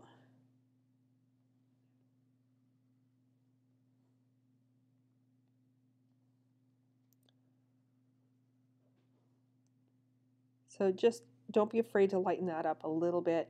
And I'd say some of the differences between your mid-tone and these specular highlights on the forehead are making her feel a little harsh. She does have that separation of this form and this form, but I would just soften it a little bit more.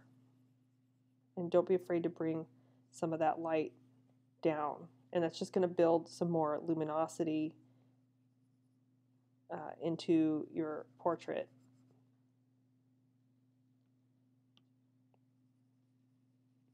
Maybe hitting some of those light areas a little bit more.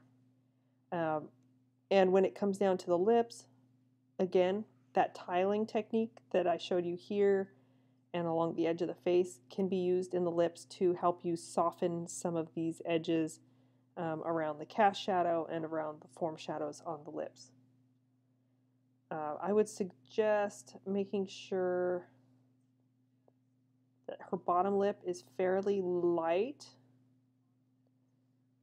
and that you have a nice, clear, distinct shape where her upper lip and her bottom lip meet, especially on that left side. It gets a little more obscure as it turns to the right, our right, but I would definitely make sure you have that distinction there.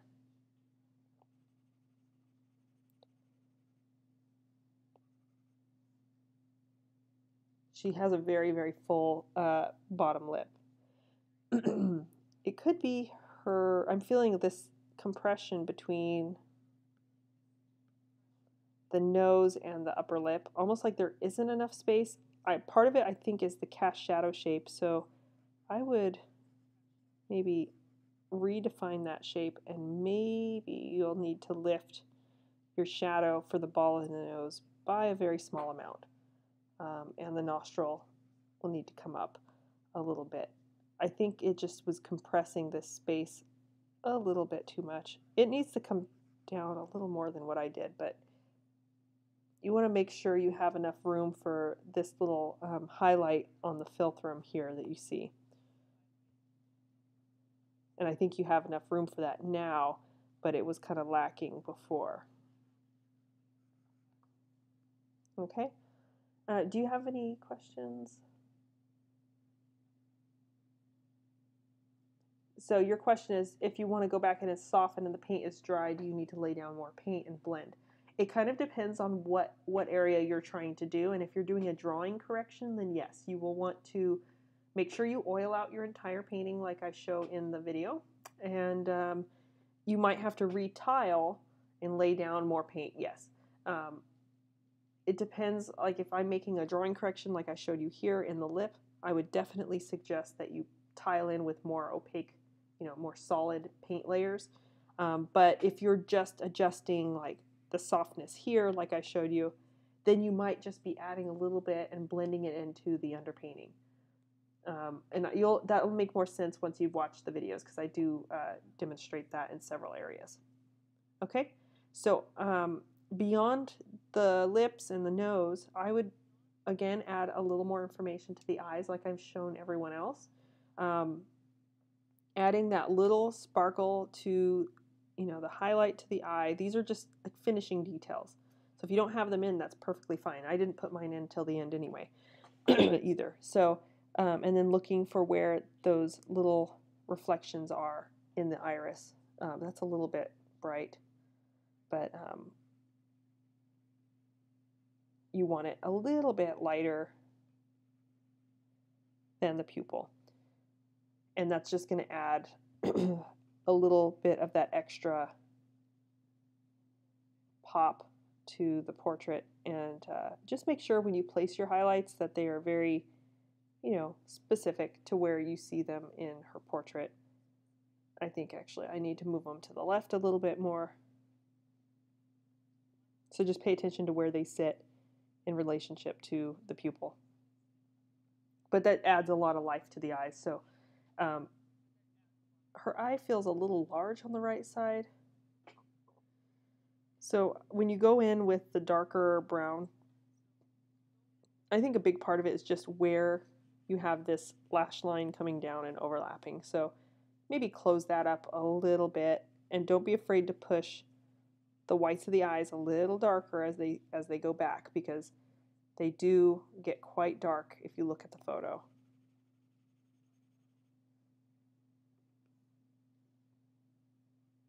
Yeah, so you can see a difference there. Just closing that eye just a little bit more. Okay, and that's something you would do with more of an opaque layer. Okay, do you have any questions, Angela?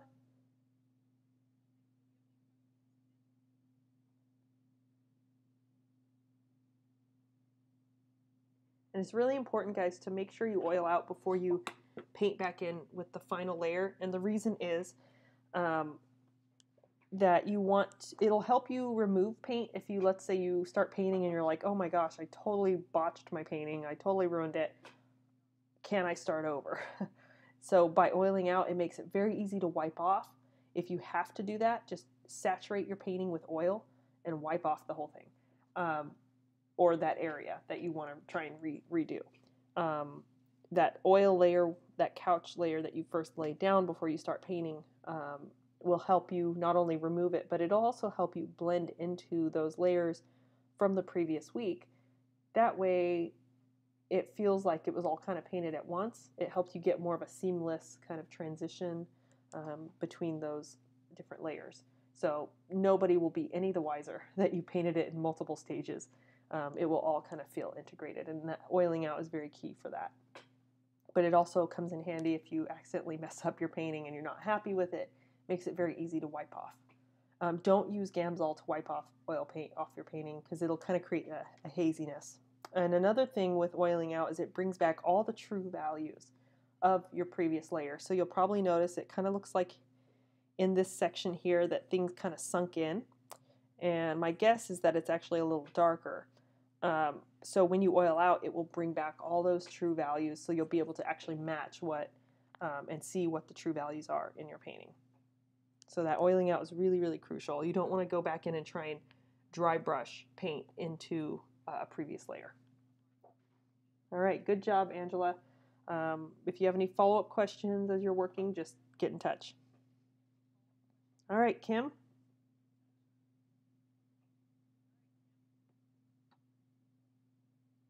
Thought I saw you in here.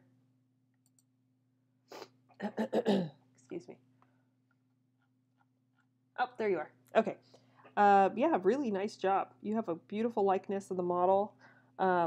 My suggestion would be to play with edges a little bit.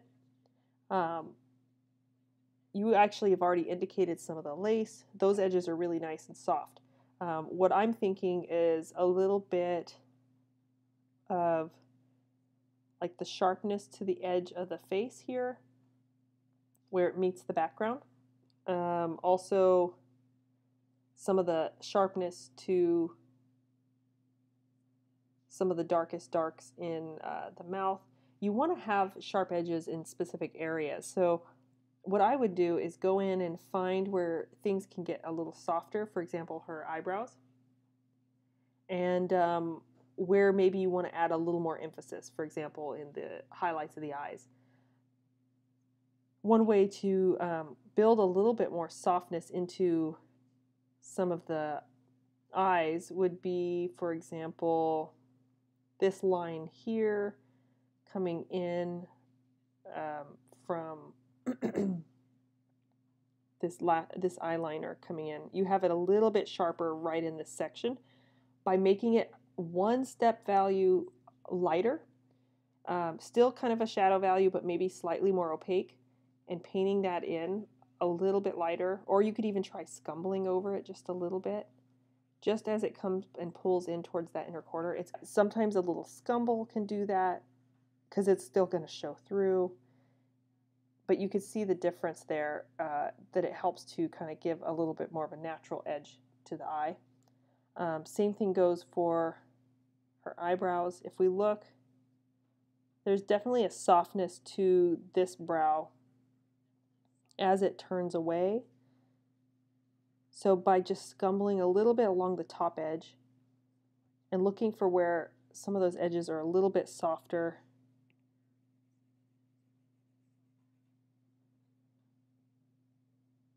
yeah, she has a little bit more of a softness through. Definitely gets darker as it turns under, but as the hairs kind of meet the light mass up here, they should have at least a softer edge. So sometimes doing a little bit of scumbling, it's very, like finessed. It's very small stuff, but it kind of adds up to the bigger impact. Let's see. The upper lip, I think the same kind of thing. One thing that you'll notice on her lips, she has very distinct planes. Let me grab a smaller brush so I can kind of draw them. So you can kind of see that she has this very clear division here.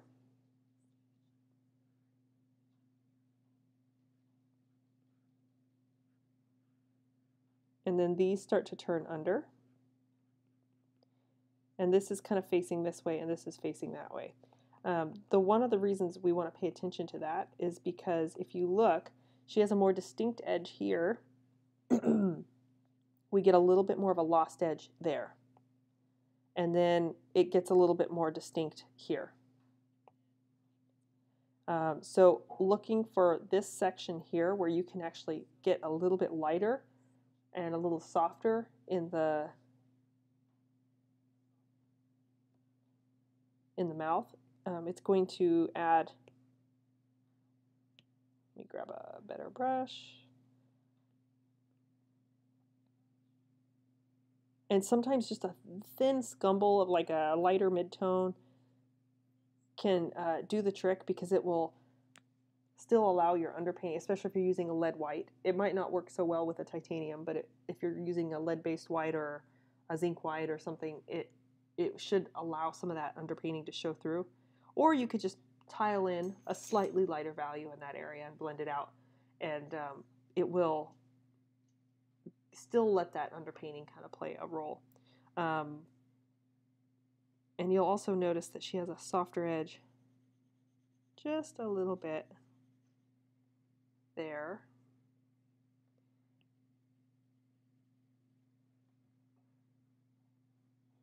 And so when I kind of zoom out, you can see subtle, but there's definitely an edge difference, and it gives a little bit more of a natural form to the, I think the top,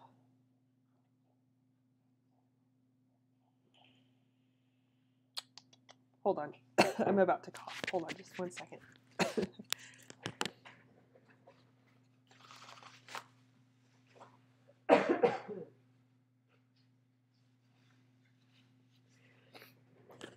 Excuse me. Okay, so, the very top of the nose, I think it just got a little dark right in here. So I think if you just lightly scumbled the bridge of the nose, you might find that you have to bring that highlight back a little bit brighter again. Kind of pop that highlight again. But it'll kind of unify. She does have that form there, but it's very, very soft. And so I think if you just scumbled over it, it would kind of push it back. And then you can pop that highlight again on the tip of the nose, and it'll still have the same kind of impact. Same thing along the bridge of the nose, just sometimes tiling on the edge of the nose can be a little tricky. It can get too soft or too wide. I would just scumble a little bit of a mid-tone right as that starts to turn to the shadow. If you feel like it's getting too wide across there, you might do the opposite, glaze kind of over to the right, but just build a softer transition in that area. And then notice that where this light kind of carries in, it's actually a little bit more of a mid-tone. So you could try glazing just a softness there, and that's going to just reinforce that side plane of the nose.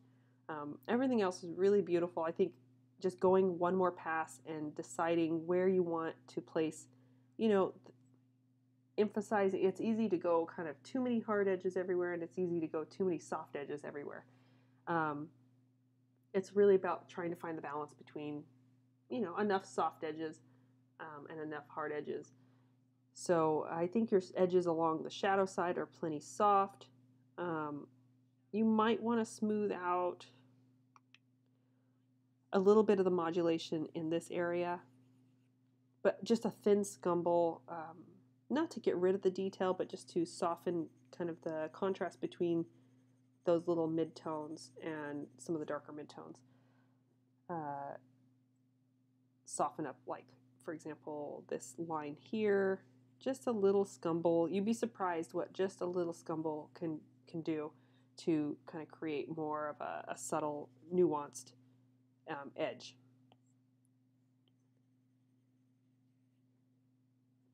And that underpainting, even though, so when I painted mine, I noticed that I had very, very carved out, midtones for her cheekbone. But when I scumbled over them very subtly, that structure still kind of came through in the upper layers of the painting, but it was much more subtle. So it's okay that they're overemphasized. Just try to ask yourself, is it really, really, truly that, dark or high contrast, or is it a little bit more subtle? And if it's a little more subtle, you might need to glaze or scumble, or you can even just mix the right value that goes right in between them, and that will help to get it a little bit more naturalist feeling. It's easy to want to put sharp edges everywhere in a photograph because we kind of feel like we see those. Now, some of you had questions about what to do with the background, and that's kind of up to you. So if you had to make a lot of drawing corrections between the figure and the background, you might just paint the background in darker than her, and that's perfectly fine. What I would probably do, like in this case, because you said you had a lot of, like if you ended up, it looks like you had to go in with some dark here and kind of correct along the edge. If that bothers you, you could paint a gradation across the background, kind of going this direction, where it's darker here and slightly lighter here, or maybe more of what you already have for the imprimatura. That's entirely up to whatever you guys feel like doing. I know with this technique it's kind of tricky. You could also do a mixed value for the background. It doesn't have to stay the imprimatura.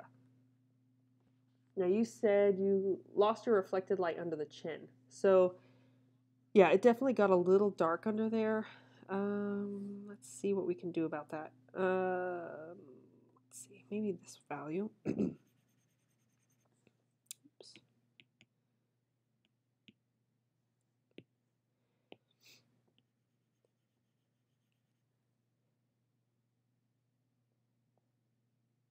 Try and find something that feels a little bit more like your umber. So yeah, so when you mix your value, it's definitely not going to be as warm as that imprimatura at first. So what you might do is go in with a mixed gray, right? Just make sure it's not too bright. And I would just kind of integrate it. Let me see what the reference looks like. Okay, yeah, so you can kind of integrate that a little bit where you see it lighter, and then let it dry. And then take your umber kind of glaze, and then you'll go over it. Oops, that's way too red. Hold on. So you might end up, for yours, having to go quite a bit brighter than what maybe you wanted to initially have. But in the end, it should look a little bit more like that. Because you'll have to glaze it again to get that warmth. Just make sure you have the transitions that you want in there. It's okay to have to go in and do that, but that will add a little bit more luminosity back to the shadow there.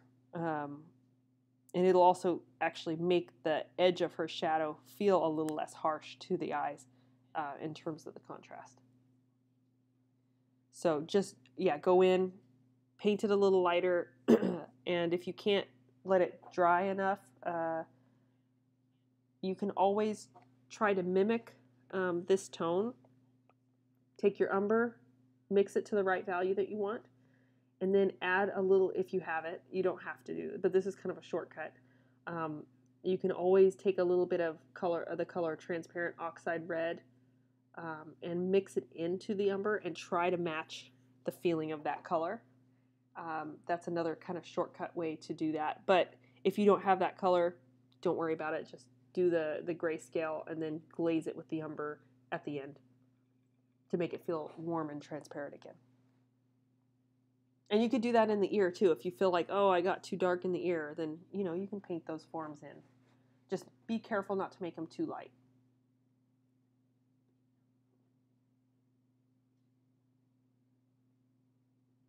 Yeah, so you would actually mix, like you would take your grayscale and find a value that's probably close to the darkest midtone, the one right next to the shadow value, and use that within the reflected light to lighten it up. And then let that dry and then glaze the warmer color over it. Yeah, you don't want to go in with just white because it'll be way too cool and it'll feel a little jarring and be harder to control. You definitely want to use a mixed value to go back in and make those corrections within the shadow. All right, good job. I look forward to seeing your painting next week. All right, Catherine.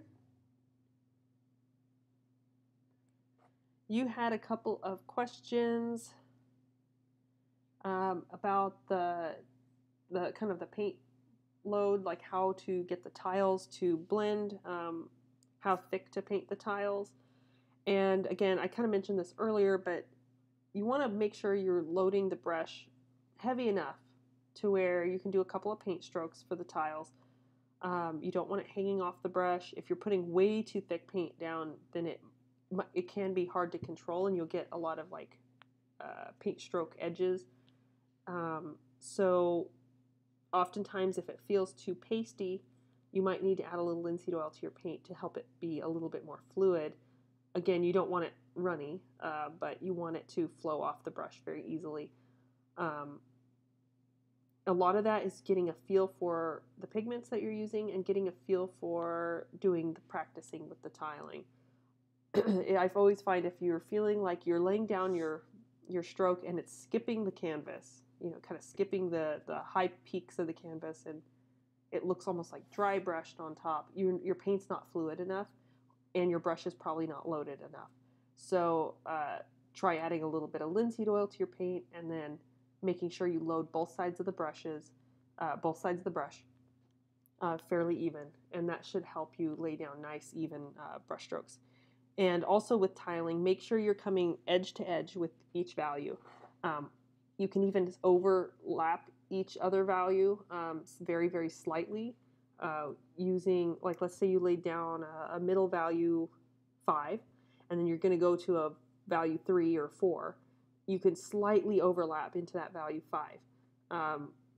And then when you go through and blend, those two colors will kind of mix and integrate a little bit easier. Okay, so you said the arms were unfinished. Don't worry about that. Try to focus on the portrait, especially for our next critique. And you had a question about the shadow by the nose and left eye. I think your shadow maybe have got a little small, but also it should have a very soft edge. But I think what can actually bring this portrait more to a finish is bringing up your lights a little bit more. So let me show you what I mean by that. Yeah, and the only way to, Kathy, to really practice the tiling, I always say just try painting something simple with it, because a cup or an egg or something, because it's with the human face, it can be a little overwhelming. There's all these subtle forms kind of interlocking. If you just practice it with an egg, it's a little more a sphere or something. It's a pretty straightforward, and it's not as complex. And yeah, it's about getting a feel for how much paint to lay down. If you go back and watch the tiling section, you'll notice kind of get a feel for how wet my brush is and how long, my strokes are able to be, and just kind of practice loading your brush and laying down paint strokes.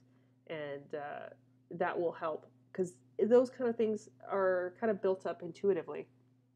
And in the beginning, it can be really hard to know exactly how much paint to put on your brush. And I'm not there physically with you to show you exactly how much. So a lot of it comes down to getting a feel for your paint and just practicing, just laying down the paint strokes and how to load the brush. You'll notice when I'm pulling paint out of my paint pile, I'm not shoving my brush, stabbing it into the big paint pile. I'm pulling it away from the pile. So I'm dipping kind of where my pile is, and I'm pulling away so that the load of the paint is at the tip of the brush, not at the center of the brush. And those are just little tips that can really help get you, make your working process a little bit more fluid. Okay, so I think for your portrait, what I would like to see is just really pulling up those light values. I actually think you have pretty much all your mid-tone values there. You need maybe a little bit more of a subtle transition on the left side of the face out of that shadow, because this edge feels a little bit hard right in here. So let me just go in and do a little bit.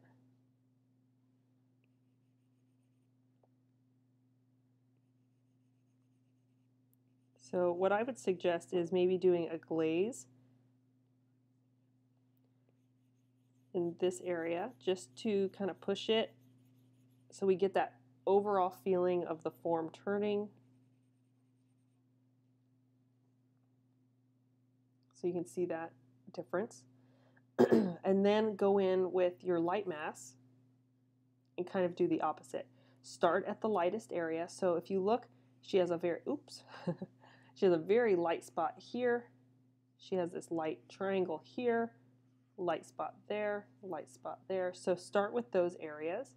And of course, I would start with the lightest area, which would be up in the forehead. And you'll see me do this in the second stage. I start actually in the forehead and do the same thing. And I start to carry my light across just a little bit. And you could see how that is starting to radiate a little bit more light. And you could do that with a scumble, but you might find as you move over this way that it's starting to take on a weird color. So in that case, you want to start moving down your value scale as you move towards these midtones until you reach this midtone here. And that's where you should kind of stop painting. So then the next brightest kind of area is in here.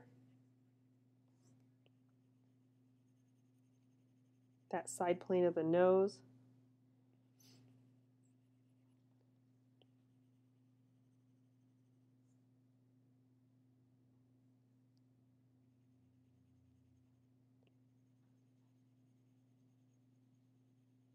And a little bit in that cheek.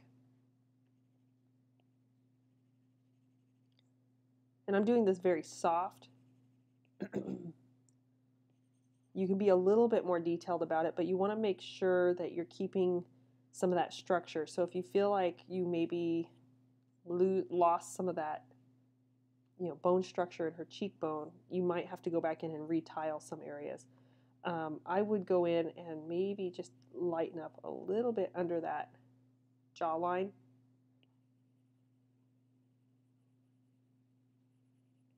And concentrate on the right side of the face when you do this.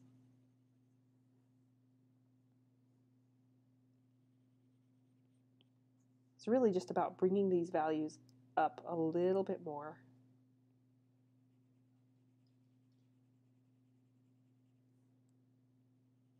And don't be afraid to carry a little more light. The chin is kind of like a ball shape, so it protrudes a little bit more, so you'll get a little more cut in to the shadow shape there. And careful about her mouth. It's feeling a little small, and I think kind of looking at where it relates to the eye, I think it could go a little bit further back. And then the peak here, Could be maybe a little bit further back as well. Let me find the right color to put it in. So I think if you just kind of, not that dark, but I'm just kind of drawing it in. Just bring it back a little bit. That way her mouth doesn't get pushed too far forward. And she has that little, that second peak here is a little bit more to the right. And I think that's kind of what you're sensing with the nose shape, is actually the mouth is being thrown off just a little bit. So mostly you're shifting that over to the right. With the nose shape, I think you have this kind of bump that looks like this. So I think what you need to do is actually carve in just a little bit. And then don't be afraid to get that shadow shape in there a little bit more. And then her nostril on the right needs just a little bit more of a lift. So we'll just bring that up just a little bit. So let's see. Yeah, so that should do it. It's really, I think, mostly in the mouth that you'll need to make the drawing correction. And then I think it's a matter of bringing some information into the eyes, but I would concentrate on what you've seen me do here first to get that lighter side on the right. After you do that, it'll be easier for you to judge how light to make this side. I think it'll probably end up need to be a little bit brighter, but I would wait until you've really established what you the right values on the right side and get that mouth into place here.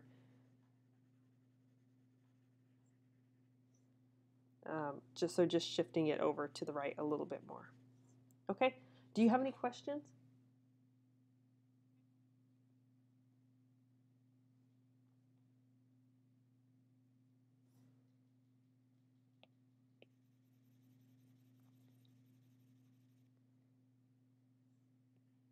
Oops. Yeah, her lip is a little bit of a different shape than that, but the key is where to look for where these peaks are for the philtrum.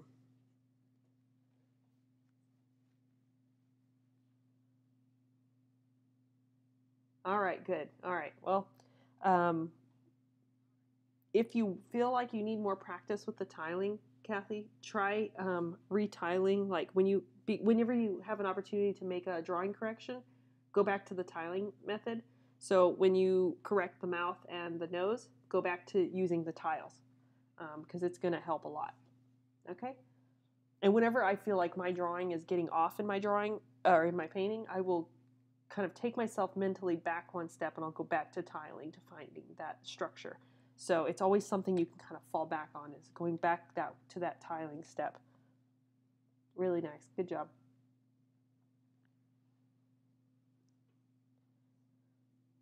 All right, Janine, you are up.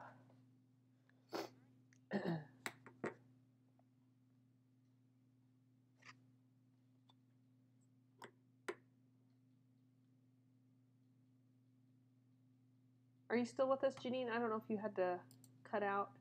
I know you said you were driving, so I think that was you. I'd have to look back. We've been on here for a little bit. Okay, so let me look. I don't think you had any specific questions, but what I think is your painting is plenty bright enough. What I would suggest is working a little bit more on building some of the subtle transitions from that shadow towards the light shape that way. And you might find yourself needing to add a little bit more mid-tone into the paint, the right side of the face. A good example would be in this area here and down in the lower jaw. But on the left side of the face, what I would suggest doing is looking at where you could have a little more subtle tiling, especially right along this edge. You want to make sure that edge is not really, really sharp. It should just gradually fade into that shadow. So that's about the value that you have there. Let me go up one.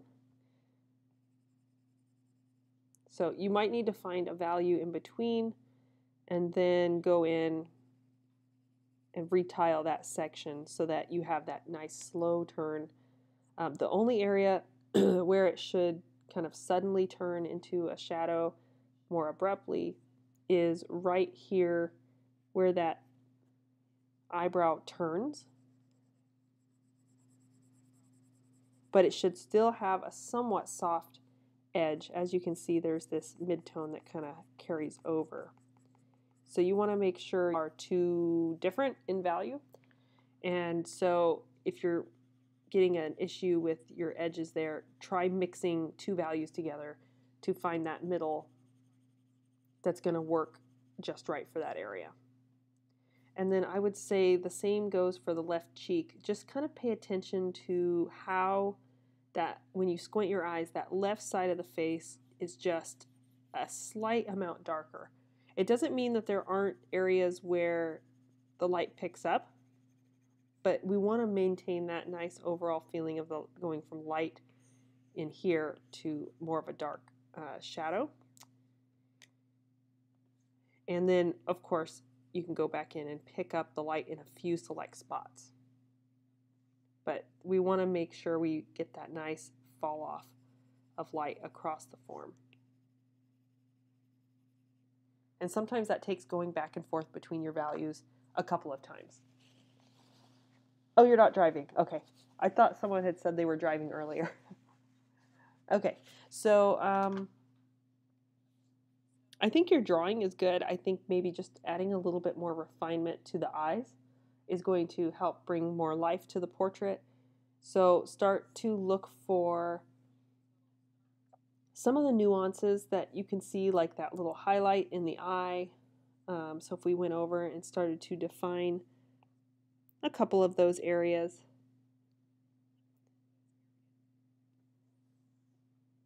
You know, it's a little softer on the left side. I can definitely see like the pupil and the distinction of the iris here, so that's really, really nice. I can start to see it in here too, but I think the glare is kind of interrupting that, so I'm going to just kind of clarify. I think I see your pupil here. Maybe you could push a little more light into that left side just to kind of get it to pop a little bit more.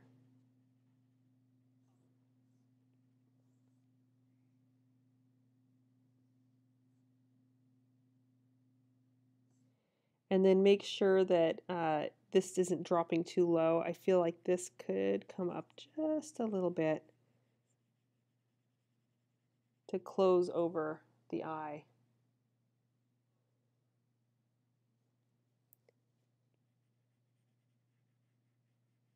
I think it's just right through that section.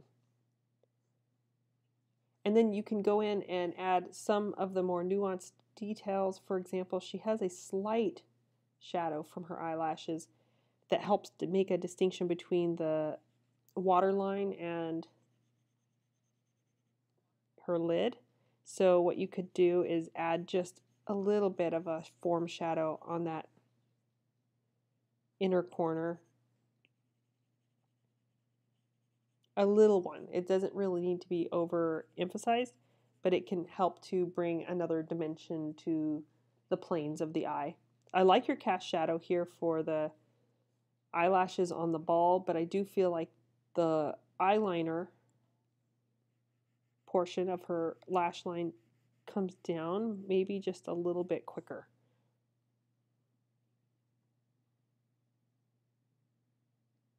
And she has that little flick to her liner, and I think some of it's her eyelashes.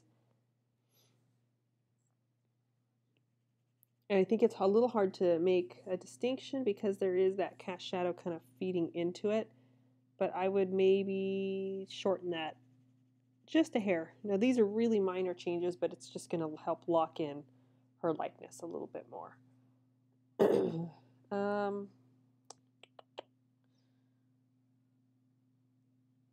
Yeah, same thing with the liner going this way. I think just bring it down a little bit more.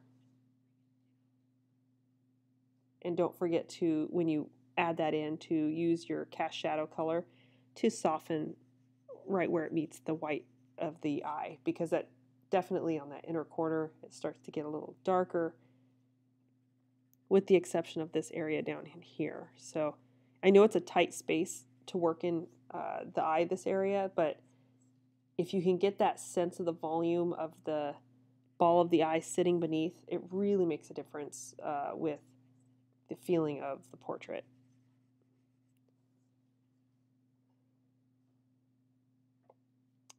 So yeah, just adding a little bit more information in that eye, and then I would go in and, as a kind of secondary focus, after you bring some resolve to both eyes, is to go into the mouth and just work on some of those more subtle planes that you see. Like she has that extra little dark shape in here.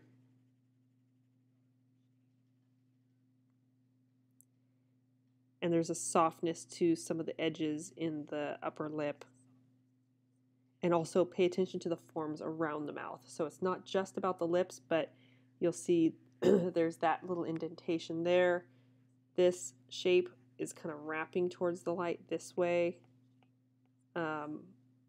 There's this kind of form wrapping out. It has a higher highlight here, and as it wraps this way and kind of moves out that way, it gets less and less light. So some of those nuances are going to help give you a more full sense of the whole area around the mouth as well. All right, so really good job. Do you have any other specific areas you'd like me to address?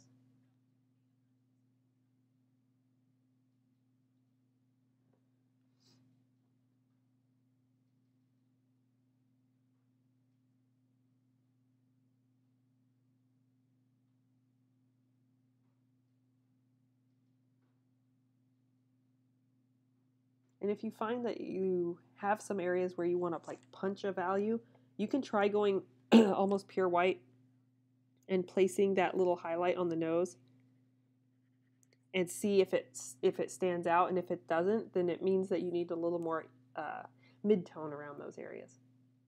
All right, good job. I look forward to seeing your painting next week. And I actually like the soft treatment that you have in the hair. I just wanted to note that. I would just go in and refine a little bit more. Maybe once this layer's dry, glaze it down, and then go back in and pick out some of those more shimmery highlights. Yeah, really nice. All right, Marina. Are you in here, Marina? All right, so I would say you have really, really nice blended edges. The forms are really soft. You did a really nice job with that.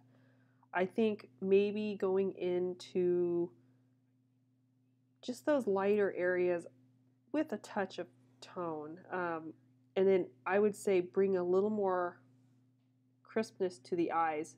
Again, adding that extra detail can take a portrait a long ways. So finding those specular highlights in the eyes,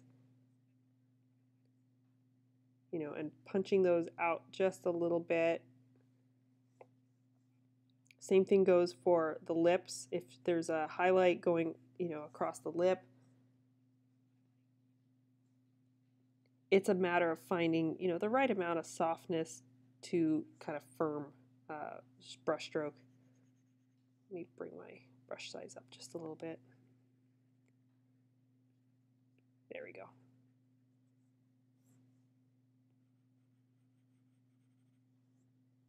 So adding those extra little touches do make a big difference. Let's see. Punch that highlight on the nose just a little bit further.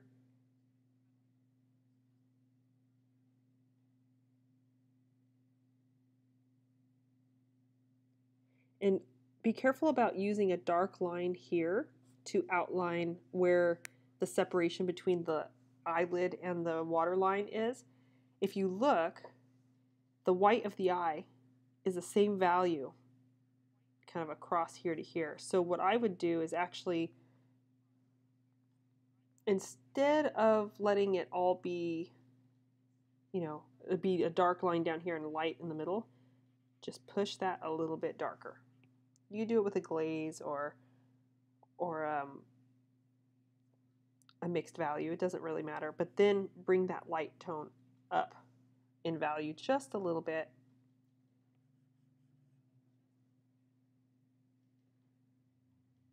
Go a little darker there. And that's going to help that area read a little bit more natural. All right, so it looks like you might have some sinking in happening here, but when you oil out, just make sure that you don't have that jump between this warm red and this cooler gray. It probably is just the color sinking in, so just make sure those transitions are a little bit softer. You don't want to have that real hard. And then I think in the chest area, don't be afraid to pull in maybe a little bit more light. Not everywhere, but just a few areas, just in kind of in a broad sense. Kind of a light scumble over that, and it'll bring less contrast with her shirt and kind of even out. I'm doing this very loosely, but it'll help even out the feeling across the portrait too. So yeah, those are my main suggestions.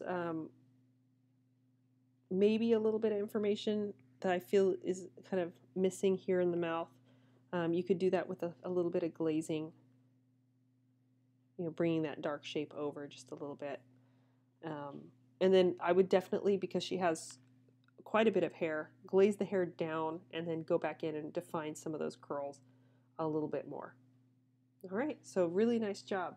If you have any questions following up, because I don't think you are in here, then just send me an email.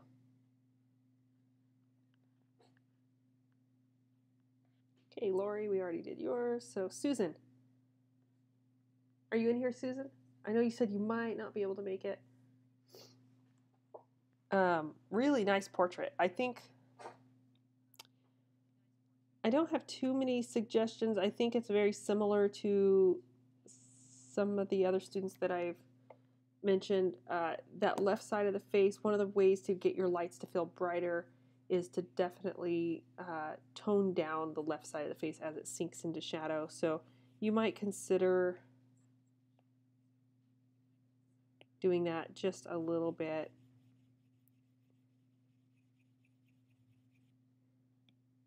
Of course, there are some lighter areas,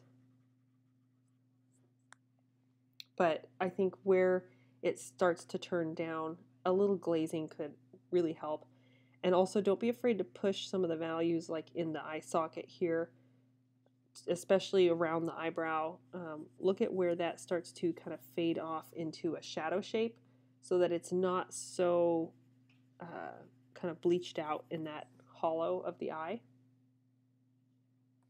A little bit of a softness to the cast shadow from the hair as well can help make that area feel a little bit more natural, so that way it doesn't, hit the hair with such high contrast and hard edge. I would glaze down the hair a little bit and then go and pull out some of those lights again. Kind of concentrate on the ones that you feel stand out the most, and the rest can kind of just fall away.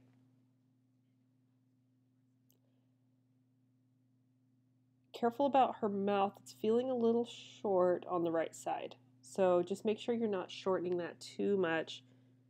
Don't be afraid to give it a little bit more length. And even here on the left, just a little more length as it cuts down.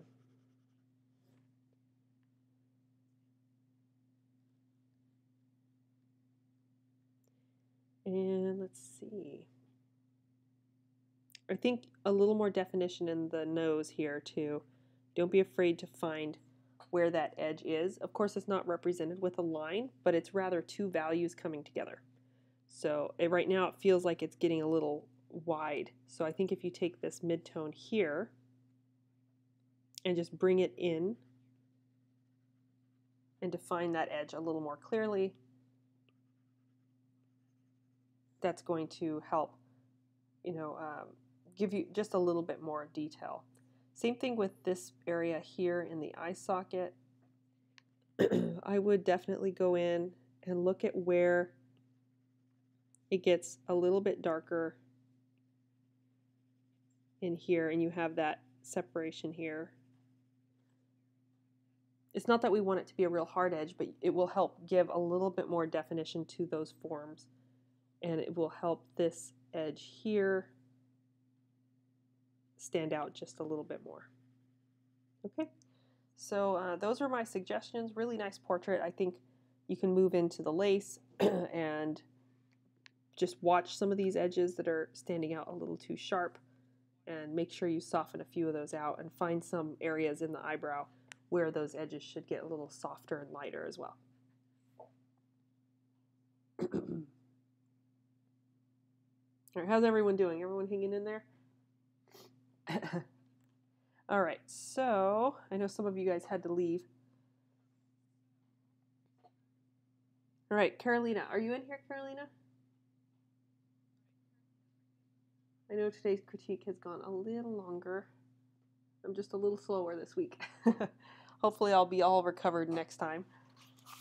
And it's one of the reasons I haven't filmed the little bonus video just yet, because I want to make sure my voice doesn't crackle and I'm not coughing and have a lot to edit out. Okay.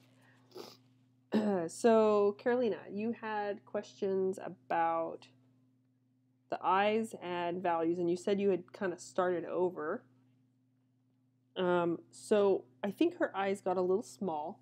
So what I would suggest is going in and start by making the pupil and the iris the right size.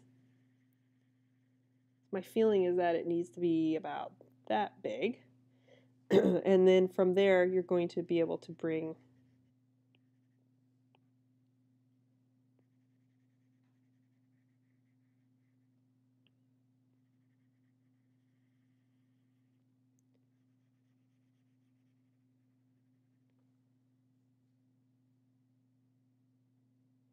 and then be careful about this brow getting a little long. She does have a very long kind of arching brow, but it's easy to kind of push it over too far. And maybe it's that yours actually curved down too much instead of too far. So maybe bring that up a little bit and give her just a little more space under here.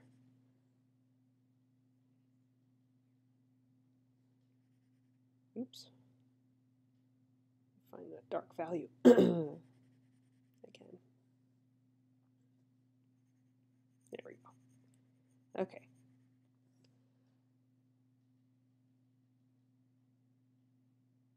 Also, with the whites of the eyes, make sure they're not getting too light, especially on this left side. It should fall off into the shadow a little bit more. And then she has that lighter rim for the lower lid.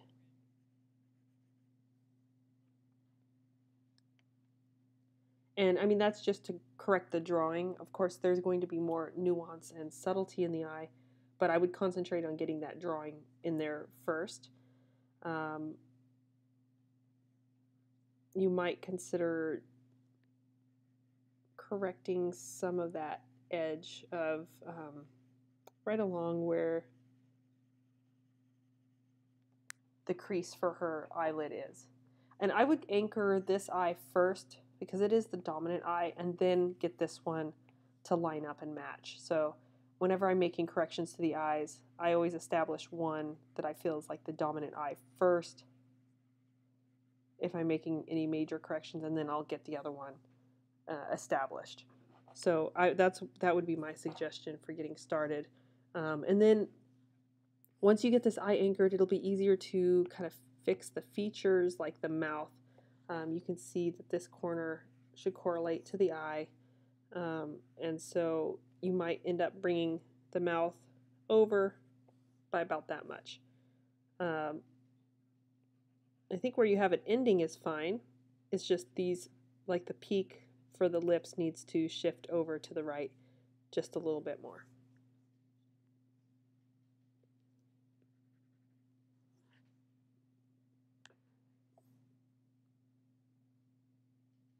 And from there, I would maybe look at the cast shadow from the nose. Don't be afraid to put that darker shape in there. And you might need to raise that little ball of the nose up just a little bit. It'll open up this space here. Once you get those drawing areas established, I would also watch the width of her ear a little bit and simplify this shape a little more. When you squint, it's a little bit more like, let's see.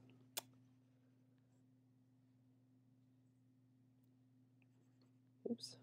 Let's see, grab that background color. It's a little more narrow, and also the simplification of the shape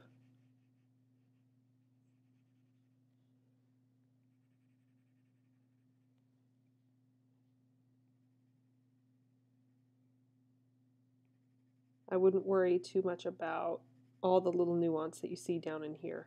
The main shapes, and I'm drawing that kind of rough, but the main ones that you kind of want to concern yourself with are this shadow shape here, and then this little abstract shape here. It's not nearly that dark, but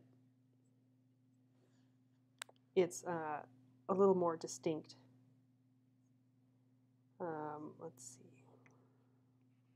Open that up a little bit. We're just doing it in a slightly darker color so it's not so jarring.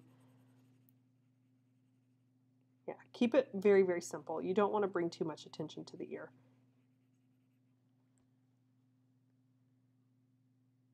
So yeah, make it a little bit skinnier, and that will help as well.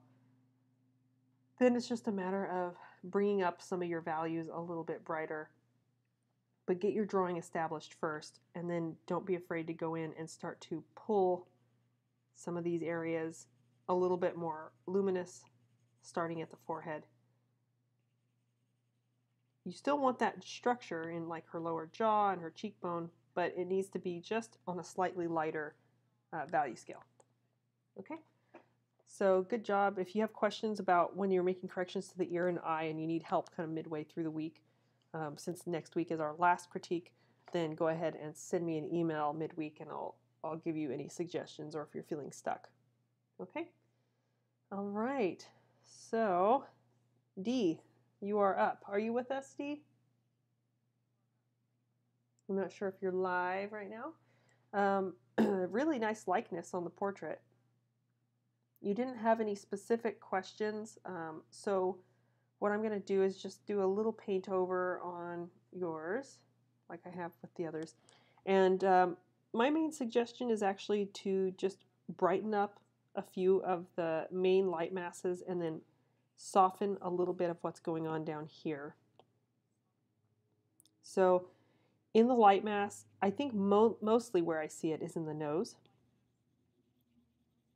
Okay, you don't want so much kind of harsh contrast to this area in here. So when we make them too harsh, it changes the likeness a little bit because it's making their features a little more angular and harsh. So one of the things I would do is soften this little middle of the bridge on her nose. And then the way it transitions down in here is a little lower.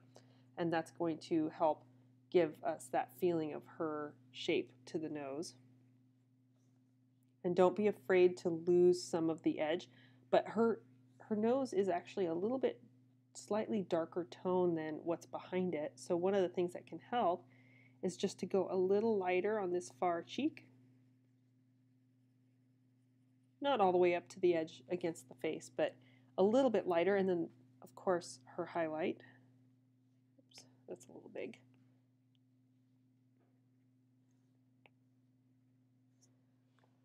And that's going to help the nose stand forward as well. But if you do that, you're going to have to transition all of these areas just a little bit brighter.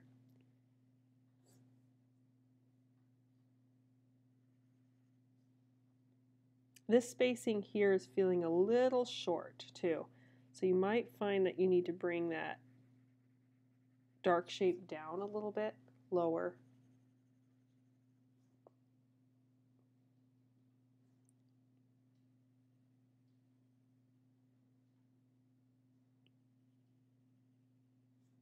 And I do feel like her chin, where you have the shadow placed, is a little high. Not by very much, but it's just making her feel a little younger almost. So I would bring that down just a little bit, which might mean you also need to drop this shadow shape down just a little bit, giving her a little more length in that lower jaw. And you can see how that just aged her by quite a few years. Makes her feel a little bit more like her current age. Okay, so those would be my main suggestions, and work on refining a little more information in the eyes, adding those special little details to the lights, like the little highlight in there, the reflected light, in the lower half of the eye. Those little things can really, really add up to bring the portrait to a finish. With regards to the lower half, it's mostly that these midtones are a little too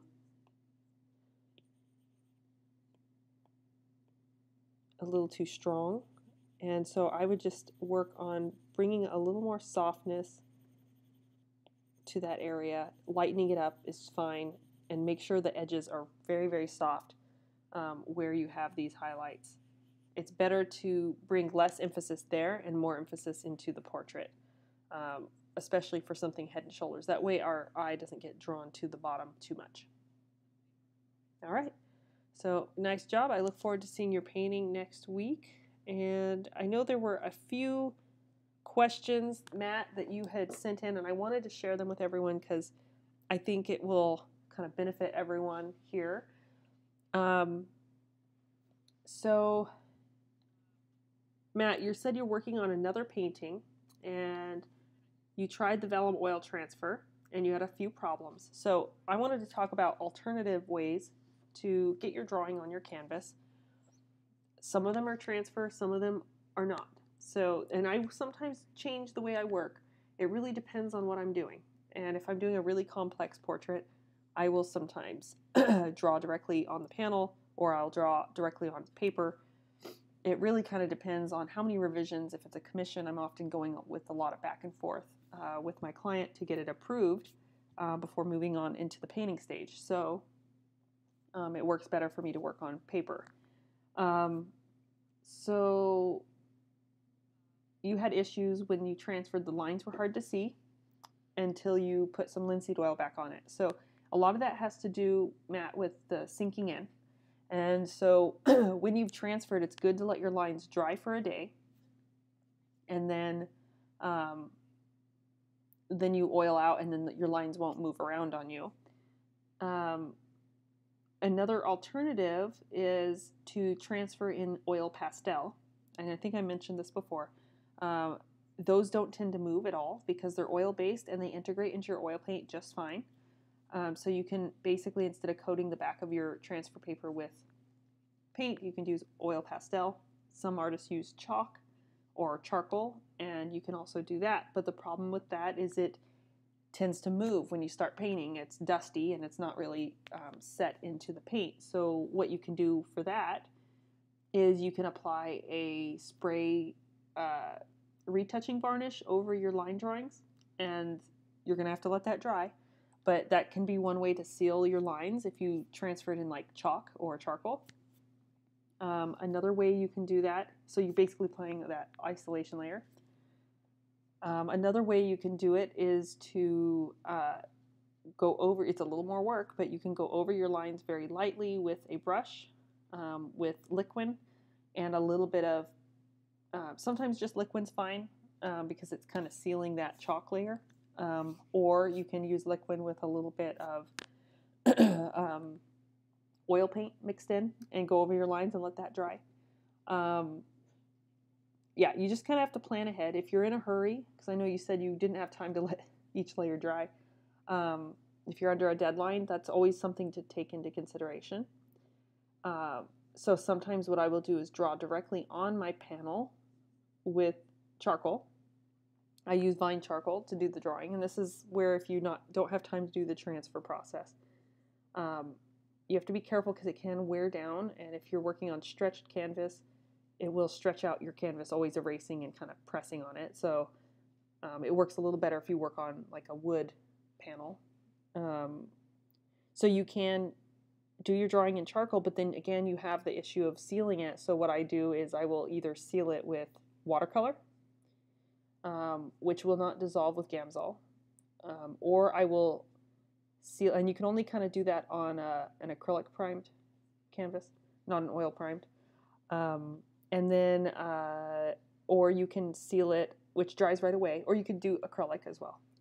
And, or you can seal it with oil paint and wait a day for it to dry. So it kind of just depends. There's a lot of different methods out there that you can use. But I just wanted to let everyone know about those because there's alternative ways to do things. And sometimes I switch it up even with my own work. Let's see, you had another question.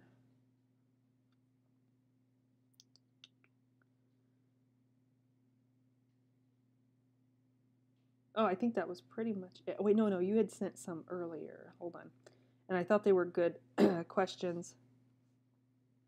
So you had a question about, you had a gesso board that you had bought. I think it was the ampersand.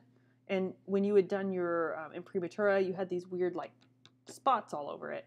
And I just wanted to let everyone know that sometimes if you have bought like a pre-primed panel, you will have issues. Sometimes they're rollered or it's like an imperfection in the board. It will start to show through in your imprimatura. I've had it happen where like the gesso for whatever reason had a dark spot in it and it just grabbed the pigment and I had this big dark spot in the middle of my painting, which is a little bit of a pain to deal with. But it's not that big of a deal. If it's, in an important area of the portrait, it probably will end up getting painted over. Or if it's like at the bottom of the panel, I'll flip that panel upside down and just make sure it's in a non-important area of the painting where that imprimatura is going to show through. Sometimes those things can happen, and there isn't much you can do about that because it has to do with the ground. Your other question was about cobalt dryer.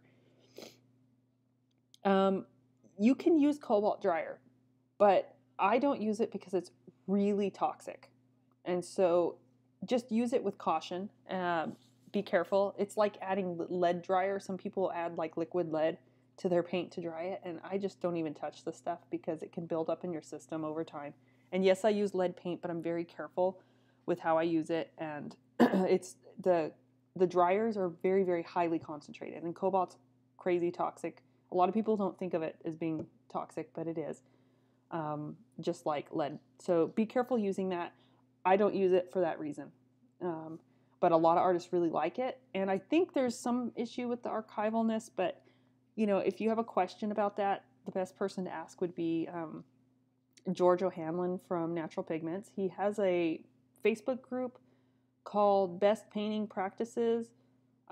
If you look on the groups I'm a member of, I think you guys can see that on my personal Facebook account. You'll see that group on there, and it is really great for technical advice. He doesn't charge anything for that.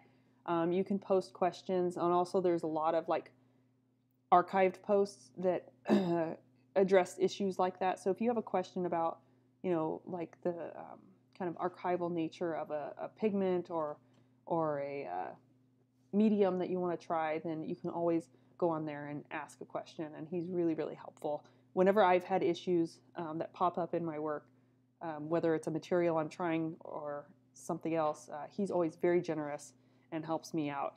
And he is very, very knowledgeable on the chemistry of painting and how to make paintings that last forever. So he would be the one to ask. But yeah, be careful with the cobalt dryer. I try to avoid, I plan on doing this the rest of my life, so I try to avoid the super toxic stuff. And when I do handle things like lead paint, I typically wear gloves, or I'm very careful, and I use a wipe that's specifically designed to remove lead and cadmiums from your skin. George O'Hanlon at Natural Pigments sells those wipes on his website, but you can also get them if you just look up lead wipes on Amazon. You'll find several that remove lead and heavy metals without it absorbing into your skin. So let's see, you had...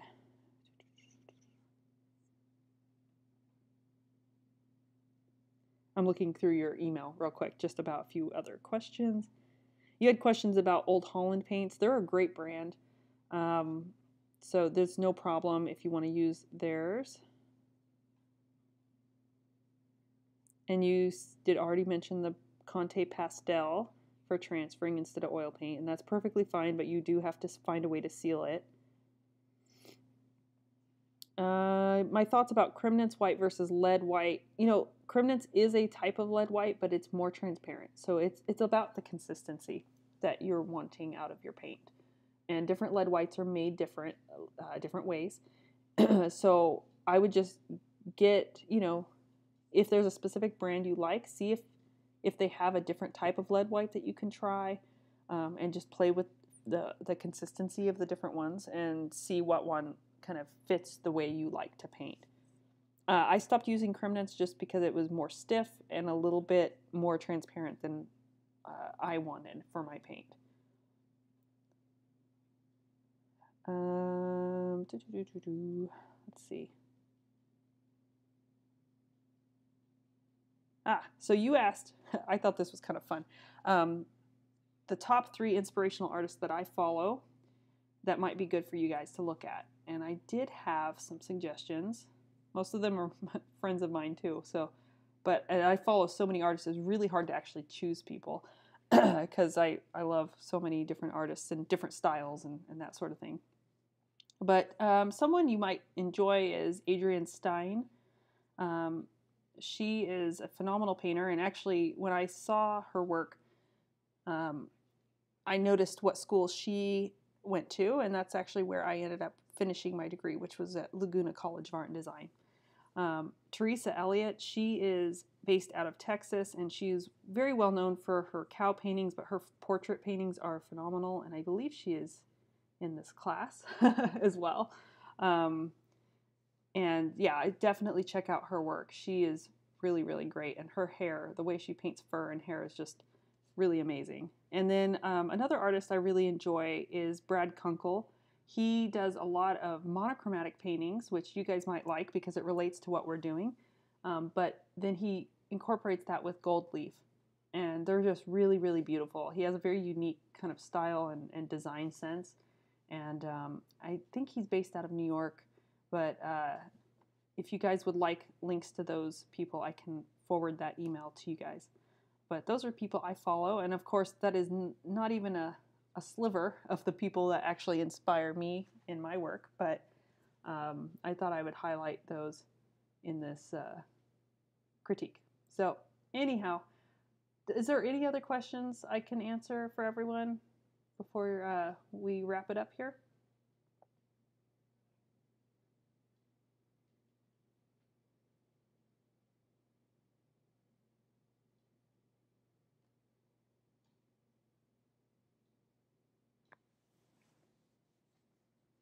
Just type your question in the chat box.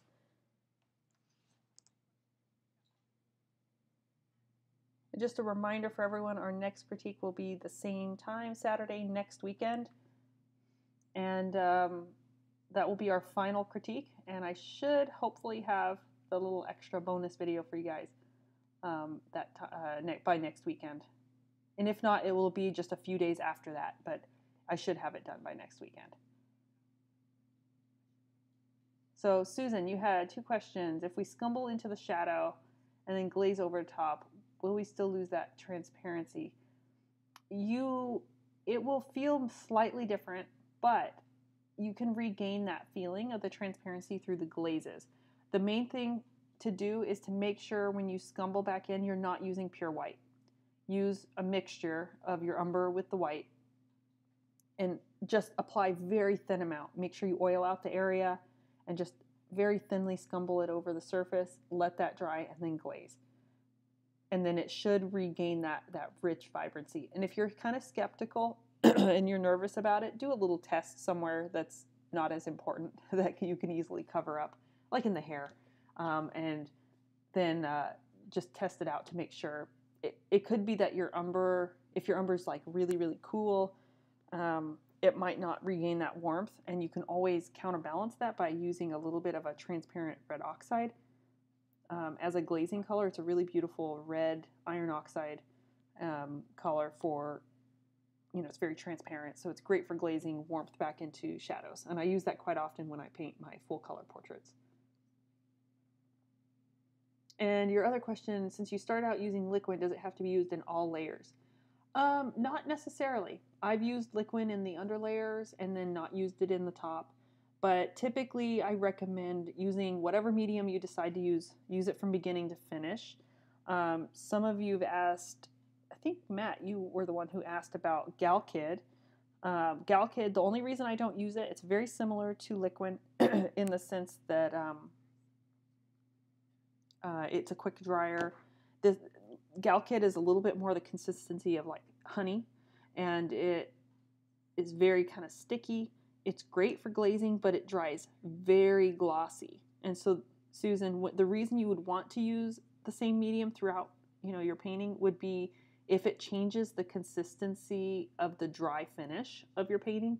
So Galkid makes everything crazy glossy, and I don't like that because I've made the mistake. I did a self-portrait years ago, and halfway through the painting, I decided to use some Galkid, and I glazed one or two areas with the Galkid, thinking the sheen would even out when I varnished, and it did not even out at all.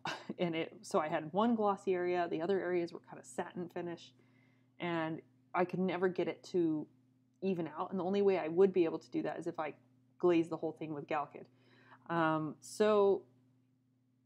But one of the reasons I use liquid, the liquid original, not the liquid fine detail, but the liquid original dries to a satin finish, and it integrates into kind of the natural finish of oil paint a little bit better. Same thing goes for some of those solvent-free mediums like oleogel or by Natural Pigments. There's a couple of other ones that he uses. They tend to dry to a more satin finish. There is a way that you can make Galkid a satin finish, and I have somewhere back on my Instagram, there is a formula that I shared with everyone. I'd have to see if it's still posted, but basically you take cold wax medium and you would cut it about half and half. You would dissolve it in a little bit of Gamsol, the paint thinner that you use to clean your paints. And you have to kind of mush it in there and get it to dissolve the wax. And then, so it makes this kind of milky solution, and then you mix that in with your Galkid, and it will make a more satin finish Galkid that you can use as a medium, but it's too much work. So I use liquid, or I use a little bit of pale drying oil from Natural Pigments, which is just linseed oil, but it has a little alkyd in it, and it helps speed up the drying. Let me catch up with some questions. If you have an isolation layer, how do you remove paint without leaving any residue?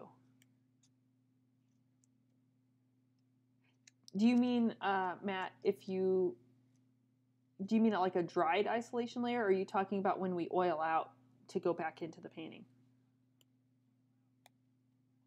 And Susan, to answer your question real quick, oleogel is not a quick dryer, which is one of the reasons I don't use it.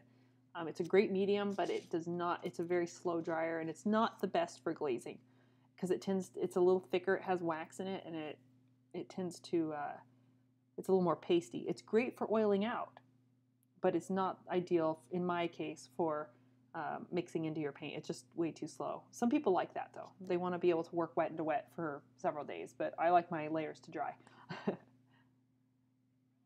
So, Matt, if you mean oiling out, that does help you remove the layer. So let's say you guys are going into your second layer on your paintings and you're struggling a little bit and you want to start over. You can, if you laid down your oil layer, your oiling out, you should be able to wipe it off pretty easily. And if it's still sticking or staining a little bit, take a rag soaked with a little bit of linseed oil, and you should be able to wipe off your paint and start over. So that shouldn't be an issue. The isolation layer, if you make a mistake and you want to remove the paint you've put down recently. You should be able to remove it. Just make sure you don't use Gamsol to remove it. Use like oil to dilute the paint and remove it, because the Gamsol might dissolve your isolation layer. And that could be what happened, especially if you used a spray varnish as your isolation layer. It will dissolve with Gamsol, so don't use Gamsol to wipe off your paint. Use oil. It'll just dissolve it, and a little rag dipped in linseed oil. Okay. All right, guys, thank you so much, and I really hope you enjoy the final videos, and I look forward to seeing your work next week. And yeah, if any questions pop up over the week, just post on our Facebook, or you know how to reach me by email, and I'll try to get back to you soon so you guys can keep working. And if the consensus is everyone wants a little more time, we can see about doing that. But I think everyone's pretty much caught up by now, so it should be okay. All right, guys, thank you so much. I'll see you guys next week. All right, bye-bye.